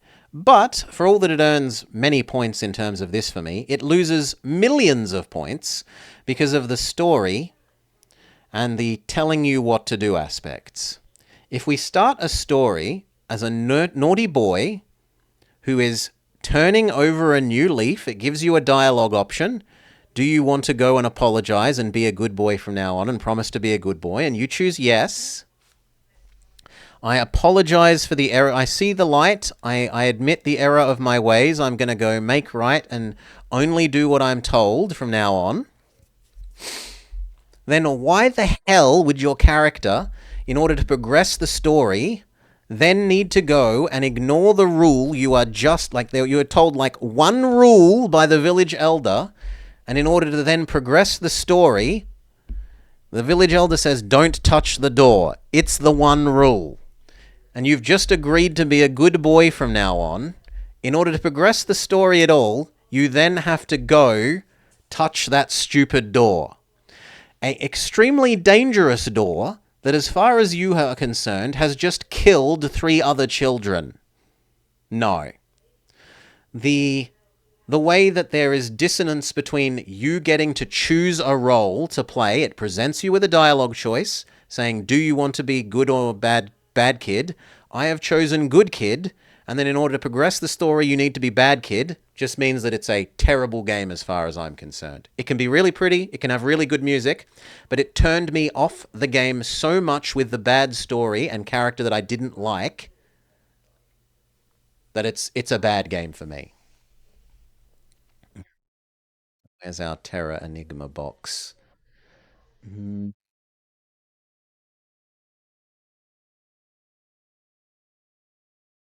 can't tell. We'll just have to add you again.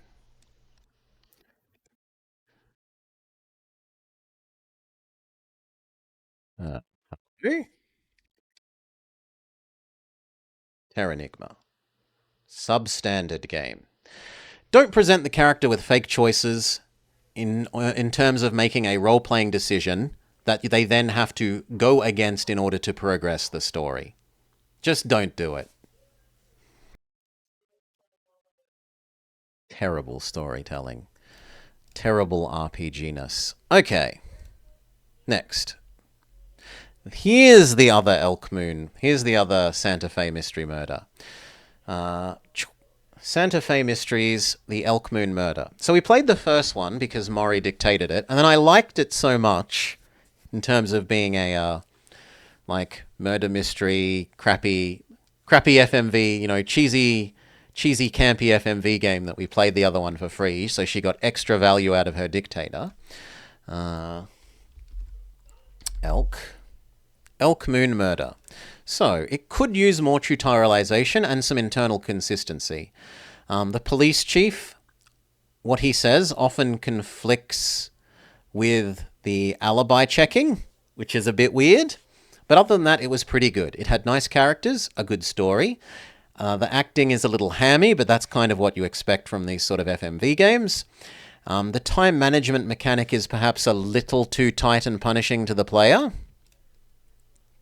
But it does do a good job of feeling detective-y in that the actions that you are taking. You go and interview people. You order alibi checks for the people to check that the alibi that they've told you in the interview matches what they've told you.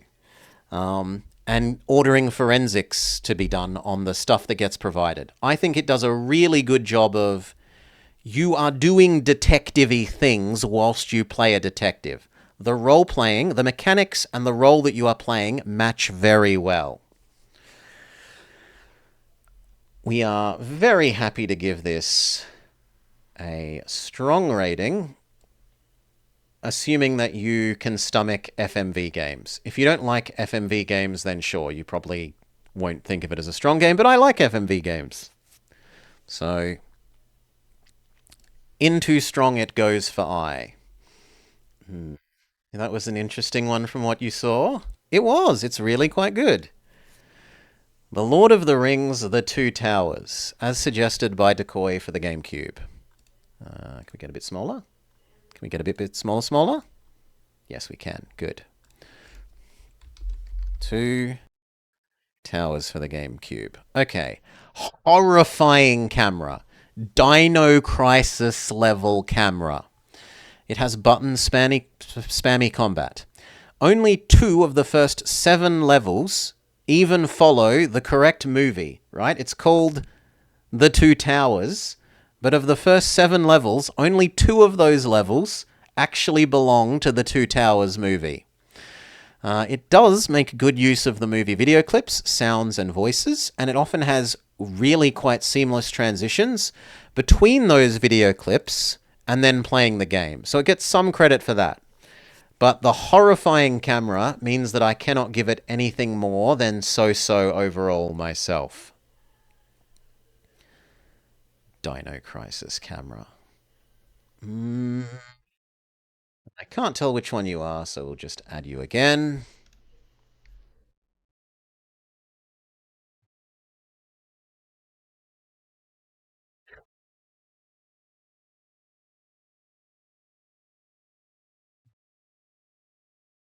Not Third Age, we want Two Towers. There we go. That one. You're just so-so for me, I'm sorry. Someone that can put up with the crappy camera and play the sort of vaguely Souls-like game would have fun with it, but I can't put up with that crappy camera. It was just too monstrous. Okay. Next. The Emperor's New Groove for the PlayStation 1.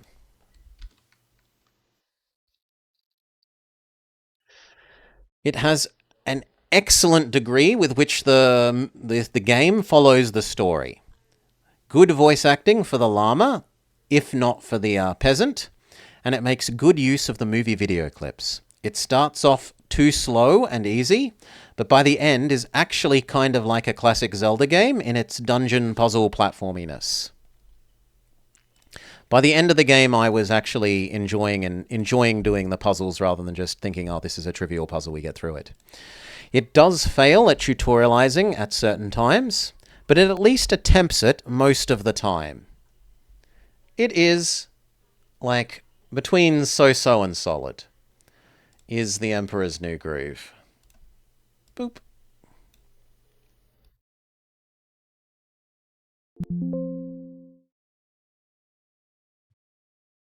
Emperor's New Groove.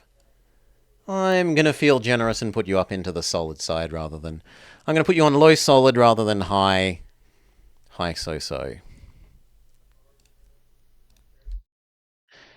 Next, The Last Case of John Morley, a game that we played with Miss Morrigan Nightshade as part of Senior Detectives. Pretty late in the year.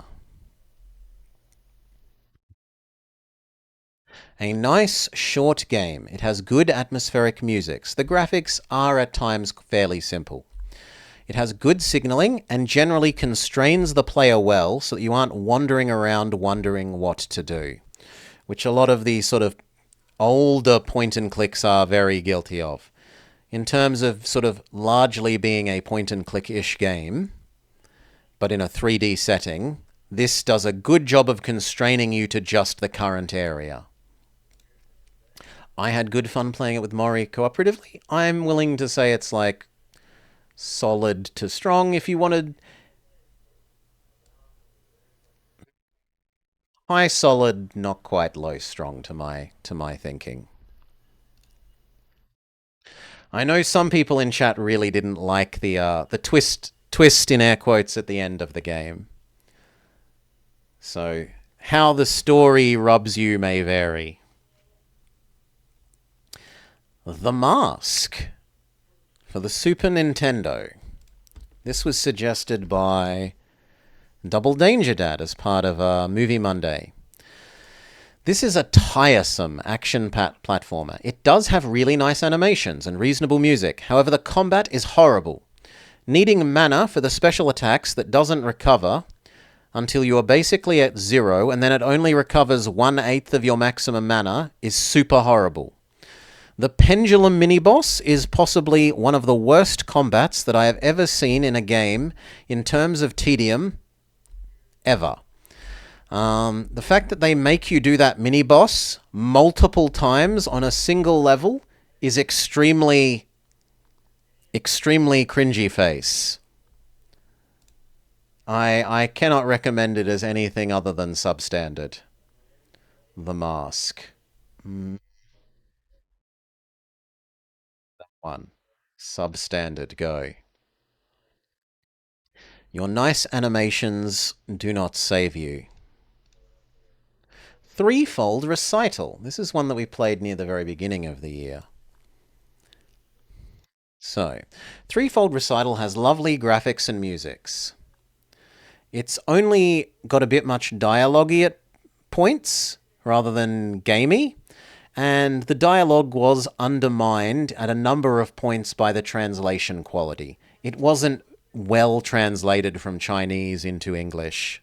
That said, I enjoyed finding out about sort of some of the Chinese mythos that they managed to introduce into it, and if they tune up the quality of the translation, I would even say it's like a strong game rather than a solid game. But as it stands, only solid when we played it. I don't know if they've updated the game since then and improved the translation quality. Thunderbirds Are Go for the PlayStation 2.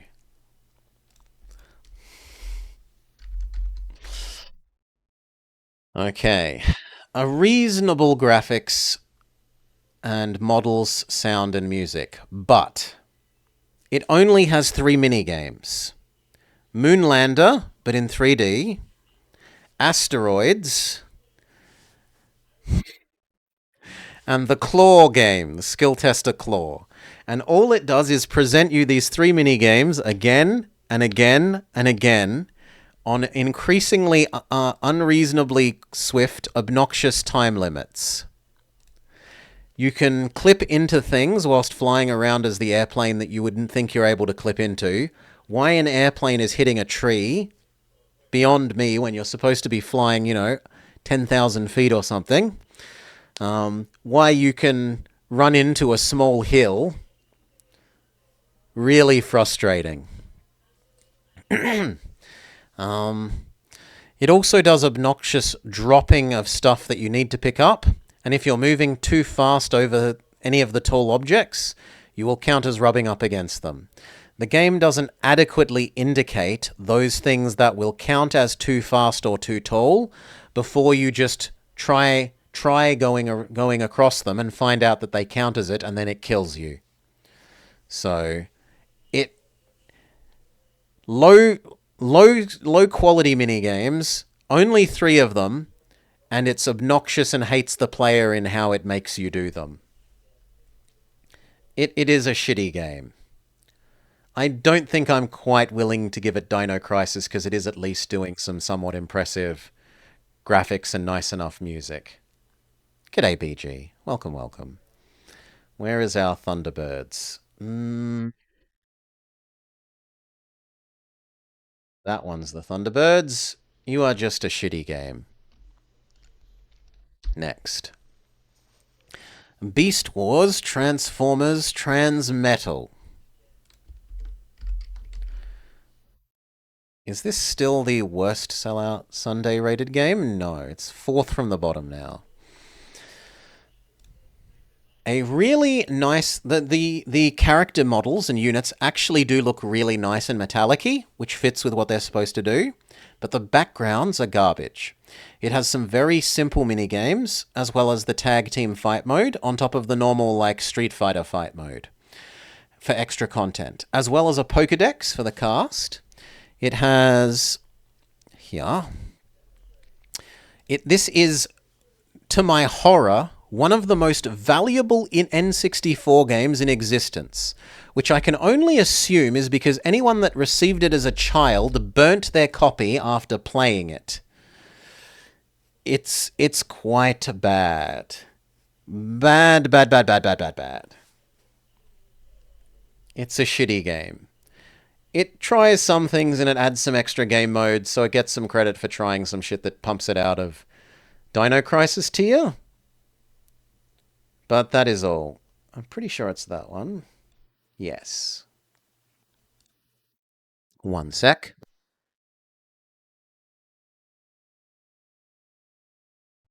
Cough, cough, cough, cough, cough. Okay. Turok 2 Seeds of Evil, as was dictated by Decoy.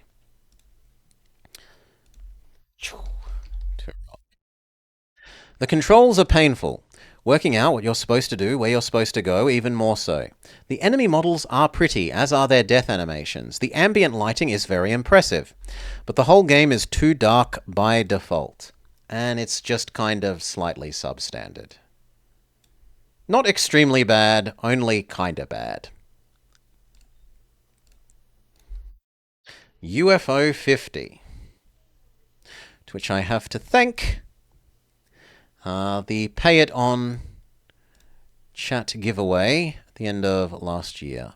So, there are some extremely high quality games and mini-games in here, but it covers so many genres that it will be hard for someone to like all of the games. And some of them are mini-games, no matter what its advertising tries to tell you. I think that the advertising is trying to... I would say that it's misleading, where its advertising is like it's more than just mini-games. Some of them I think really are just mini-games. And I kind of take umbrage with that. They can be good mini-games. You can want to buy mini-games. Like, I think this is good overall, but I don't think that it should misrepresent itself in its advertising. I really love House Party. I really like the game that's like Dominions but with dinosaurs but with better graphics. I liked the tower defense game. I liked the little flick disc combat game. There are a whole lot of games that I really like in here. There are some that I don't like. I don't particularly like the ant game. I don't like the wait around number go up game. There will be some that you probably really, really like. There will be some that you probably have no taste for. But I think overall it's still a really good game. A really good collection of games and mini-games. So, USO 50, you are a strong-un friend. Unboxing the Cryptic Killer. This is one that we played cooperatively, and it's a game that you have to play cooperatively. My memory, or at least as my memory says, that you cannot play this single player. You need to have a friend to play this with. It is an excellent co-op puzzle game. A little bit like Keep Talking So Everyone Explodes. One player will get information on their side of the game that will help you on your side of the game solve a puzzle, and then you will get little clues and information on your side that you have to tell your friend playing on the other end in order to solve their puzzles. It was a little short, and there are a couple of the puzzles that used meta-knowledge rather than having actual constructions, which can lead to you assuming misleading answers. But otherwise, I really quite liked this for a friendship mystery puzzle game. Well, it's not so much mystery because you're not... The mystery aspect, it's a friendship puzzle, co-op puzzle game.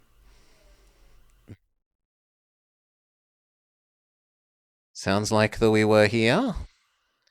So, unboxing the Cryptic Killer. I'm happy to give you a strong.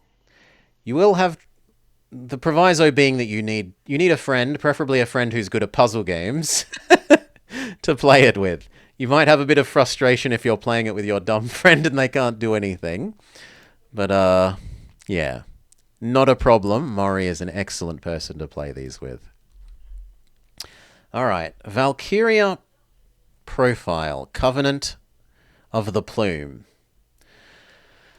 Oh, I wanted to like this and I wanted to enjoy playing this,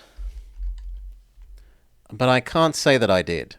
It's a nice turn-based tactics JRPG game. There are some voiced character lines, which is impressive, and it has a derivative story that's sort of just copying Norse mythology. But it does tie that into the world with mechanics pretty well. But sadly, the attacks have a timing game QTE component, which I am not a QTE fan. And I think that the QTE component of the combat ruins it for me. As does the difficulty curve and lack of tutorialization. There's always the out of feeding, for all of the levels that you play, there's an out where you can just feed one of your friends to the magical Valkyrie feather. But coming from a Fire Emblem background, I have a hard time doing that as well, because my Fire Emblem instinct says never lose a character, ever, ever, ever, ever. So to me it feels wrong and not even like an actual real option, even though the story kind of tells you, yes, you can win the level by feeding your friends to the magical cursed object thing.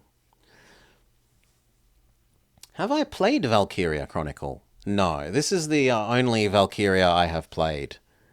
And I would love to watch someone else that enjoys playing it, play it out.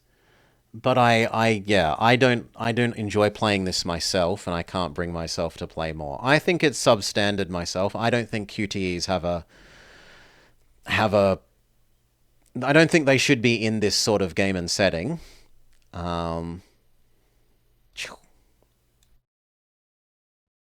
But someone that enjoys QTE combat, that could take it from substandard to solid. You would recommend 1 to 4? We might get there. Hundreds of new games a year. We'll probably get there eventually. Boop. Next, Void War. This is FTL wearing its Warhammer 40k cosplay. It is shamelessly the mechanics of FTL with a world setting story. It's a pretty flimsy story. That is based on a Warhammer-like setting. Legally distinct, not quite Warhammer 40k. It adds crew and equipment and expands powers beyond what you see in just FTL. So in FTL, the crystal people have the power to lock down a room.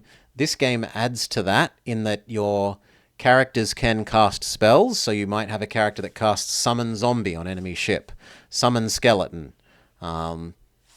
Mental Mind Blast that casts a magic missile at the enemy ship. Additionally, it adds the equipment. So, like, you'll have a legally not Power Knight, and then you'll give him a, like, flaming sword or a chainsaw sword, and that increases his attack, or you'll give him a flamethrower that means his attack is slightly increased, but he attacks everyone else in the room with him, not just one person. Legally distinct. We've had legally distinct not Pokemon, and now here we have legally distinct not FTL or Warhammer. It also adds a meta progression system in that you slowly unlock more characters and ships, although you could say that you unlock more ships in the base FTL to a little extent. It's a little bit too grim dark for my tastes, honestly, but given that it's trying to be Warhammer 40k, that is fitting, even if it's not to my tastes, and I think they do a good job of it, even if it's not to my tastes. It does have some balance issues, and it is something that they are actively working on expanding. I think literally just this week, they added in a new feature to the game that is, you do ground assaults to planets. Instead of just ship-on-ship combat, there is now a new ground assault to planet mechanic, and when we get some free time on the channel, I intend to circle back around to that and check that out in the next couple of days or so. That said, I think it is great as is. I love FTL. I think it's a really good game as is. If you want to say it's just more FTL and I've already played FTL, I could understand that. I could understand that the somewhat different setting, the extra weapons, the extra differentiation in characters, like how different their different races are from each other, being a bigger deal, the spells and the equipment not being enough to bring you back around. I think it is great, and I have had a lot of good fun with it. Sweet says Pizza. He also wants to go check out the planetary dropping your marines down in the planet drops. Nope. Wrong thing, my bad. This one. Next. PlayStation. Well, we actually weren't playing it for the PlayStation. We were playing it for the GameCube, but I can't find a GameCube box art for Wallace and Gromit, Curse of the Were-Rabbit. So maybe we just make this a bit bigger and we pretend that it's not on the PlayStation. There. Were-Rabbit. Okay, it makes good use of the movie clips and has decent enough music. It has sometimes poor tutorialization. The mini-map, and I powerfully air quote there, it's really just a radar. It often poorly defines the goals and how you want to complete them, the goals/quests that you get given. It has a nice number and variety of mini-games, but they are often very simple, and many of them get recycled. It has nice VA. It's very late in the game in giving you a bunch of the overworld traversal abilities. So, like, as you traverse the overworld that then takes you to the little subworlds, there are a bunch of places that you can't get to because you don't have the sort of equivalent of cut or fly or surf in thinking of Pokemon. But in this case, it's like hookshot or whatever, if you want to compare it to Zelda.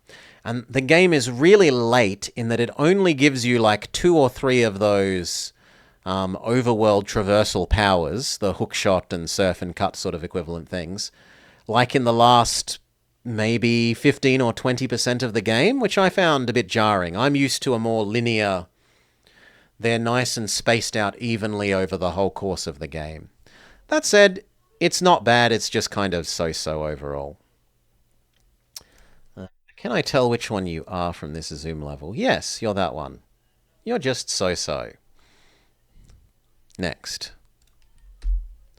WALL-E. Disney Pixar's WALL-E. Did I spell it with an I?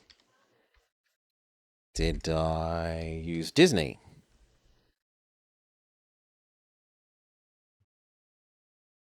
Did I not copy and paste you over into this list? That seems plausible, so we're going to have to go over to Movie Monday and see what I noted down in Movie Monday. Ah, I called it Wall-E. Okay, that's my error. There we go. It does closely follow the movie and makes use of the movie clips and voicing well. It's fairly cheap and rude to the player at a number of points, especially for a little kiddo's game. It does have lots of variety in gameplay and isn't just adventure physics puzzling. Also has nice oboe music. That said, it's a little bit basic and a little bit too simple, I think, on the whole. So it's slightly substandard, but I'm not willing to devolve it from just sort of so-so. If I was Wally,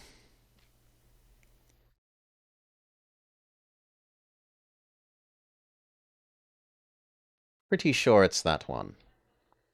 No, that's Jimmy Neutron. Enhance. Where's Wally?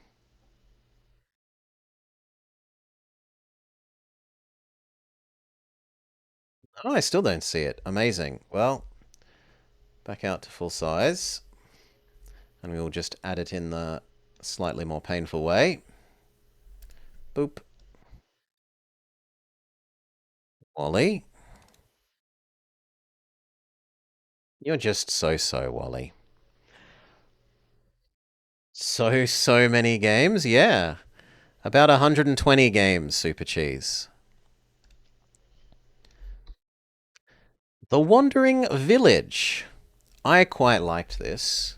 The one... there we go. Wandering Village. It is a chill, slow disaster city builder. And I must really push the slow here. There are a number of times when the game is kind of, I would say, painfully slow, even when you're in speed up mode. The dino monster thing that you ride around on is quite cute, as is the way that you feed him and pat him and stuff. That's really charming and heartwarming.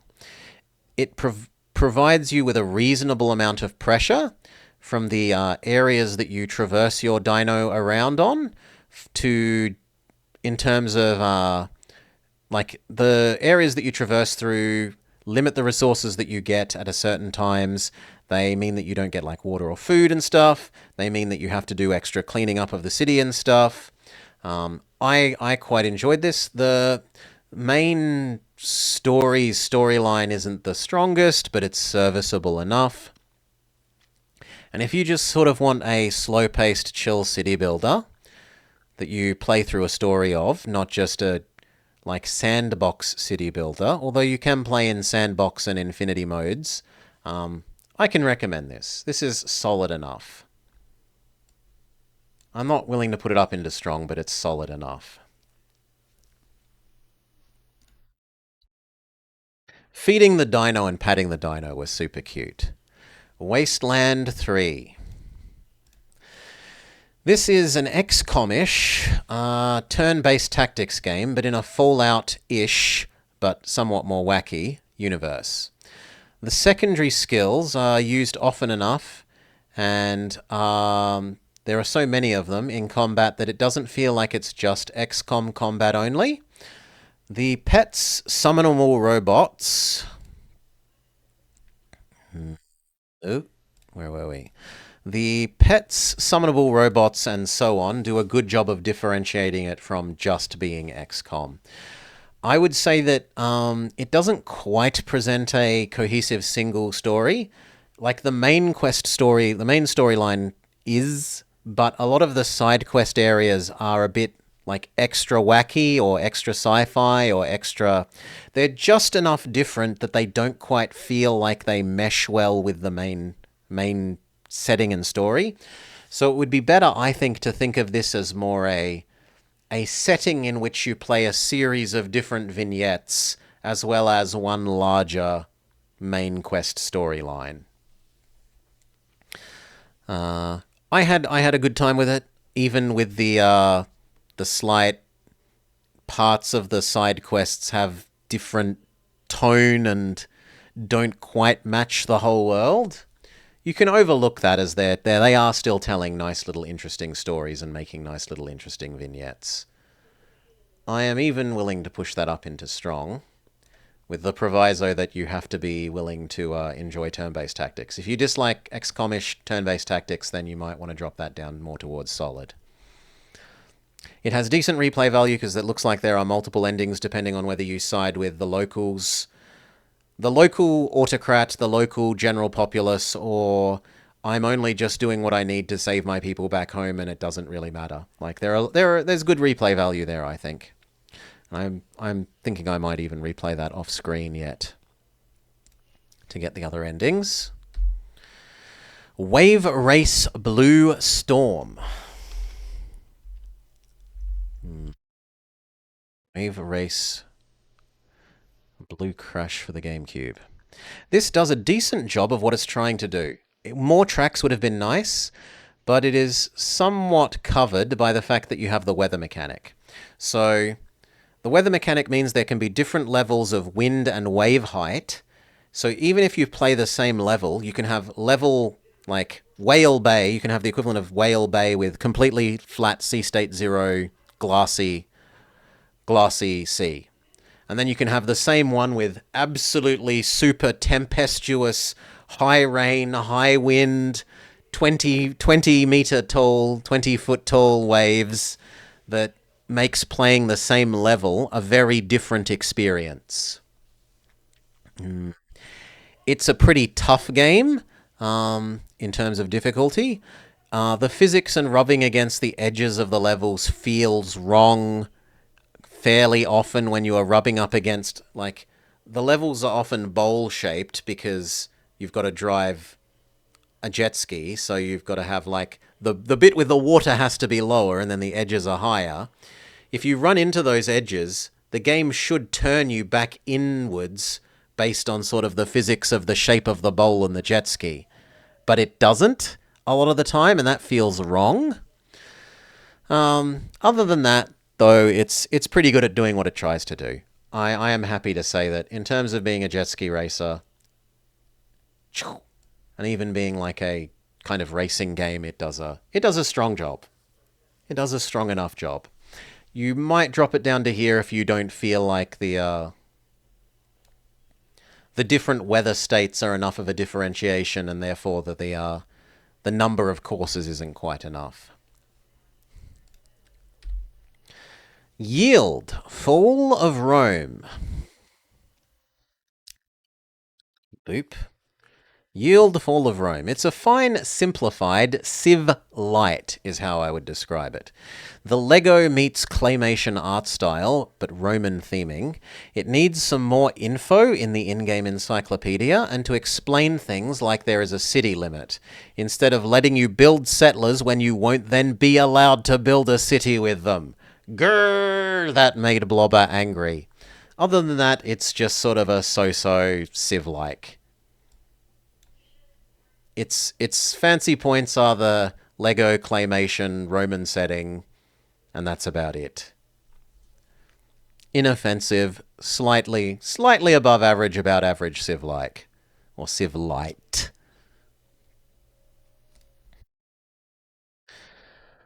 Oh no. The Yogi Bear game for the Wii. This is the most recent Movie Monday game, and not a favorite. It has bad 3D. It has bad 2D that looks like a bad Flash game. It makes you do blind drops because it doesn't have a look down or look up or look to the side ability. It has enemies that you cannot permakill and only stun. It has a horrendous forced stealth mechanic. The music is okay-ish, and it loops the same like 8 voice lines for Yogi dozens and dozens of times endlessly. You will get sick of hearing, "I love picking up picnic baskets," every time you pick up a picnic basket, which is sort of the equivalent of a Mario 64 coin here. Like, you are going to pick up a lot of these things, and every time you pick them up, it's going to play that same voice line, and you're going to get very, very sick of that voice line. It also did a poor job of following the movie storyline, which is womp-womp in terms of being a Movie Monday game, but in terms of being a game in general, it's just bad graphically, frustrating to play. It doesn't actually control the worst, honestly, for a Wii game. It controls somewhat well. Aside from the forced stealth sections, those definitely need different controls. Those should probably be playing with a nunchuck or something. Not using the little D-pad, and then it punishes you for a fraction of a second where the connection breaks. Anyway, Yogi Bear, you are a Dino Tier Crisis game. No question. Straight into the Dino Tier Crisis tier for you. Next. We're done. With Yogi Bear, we have reached the end. All the other ones in my little list are ones that we've already covered. All right.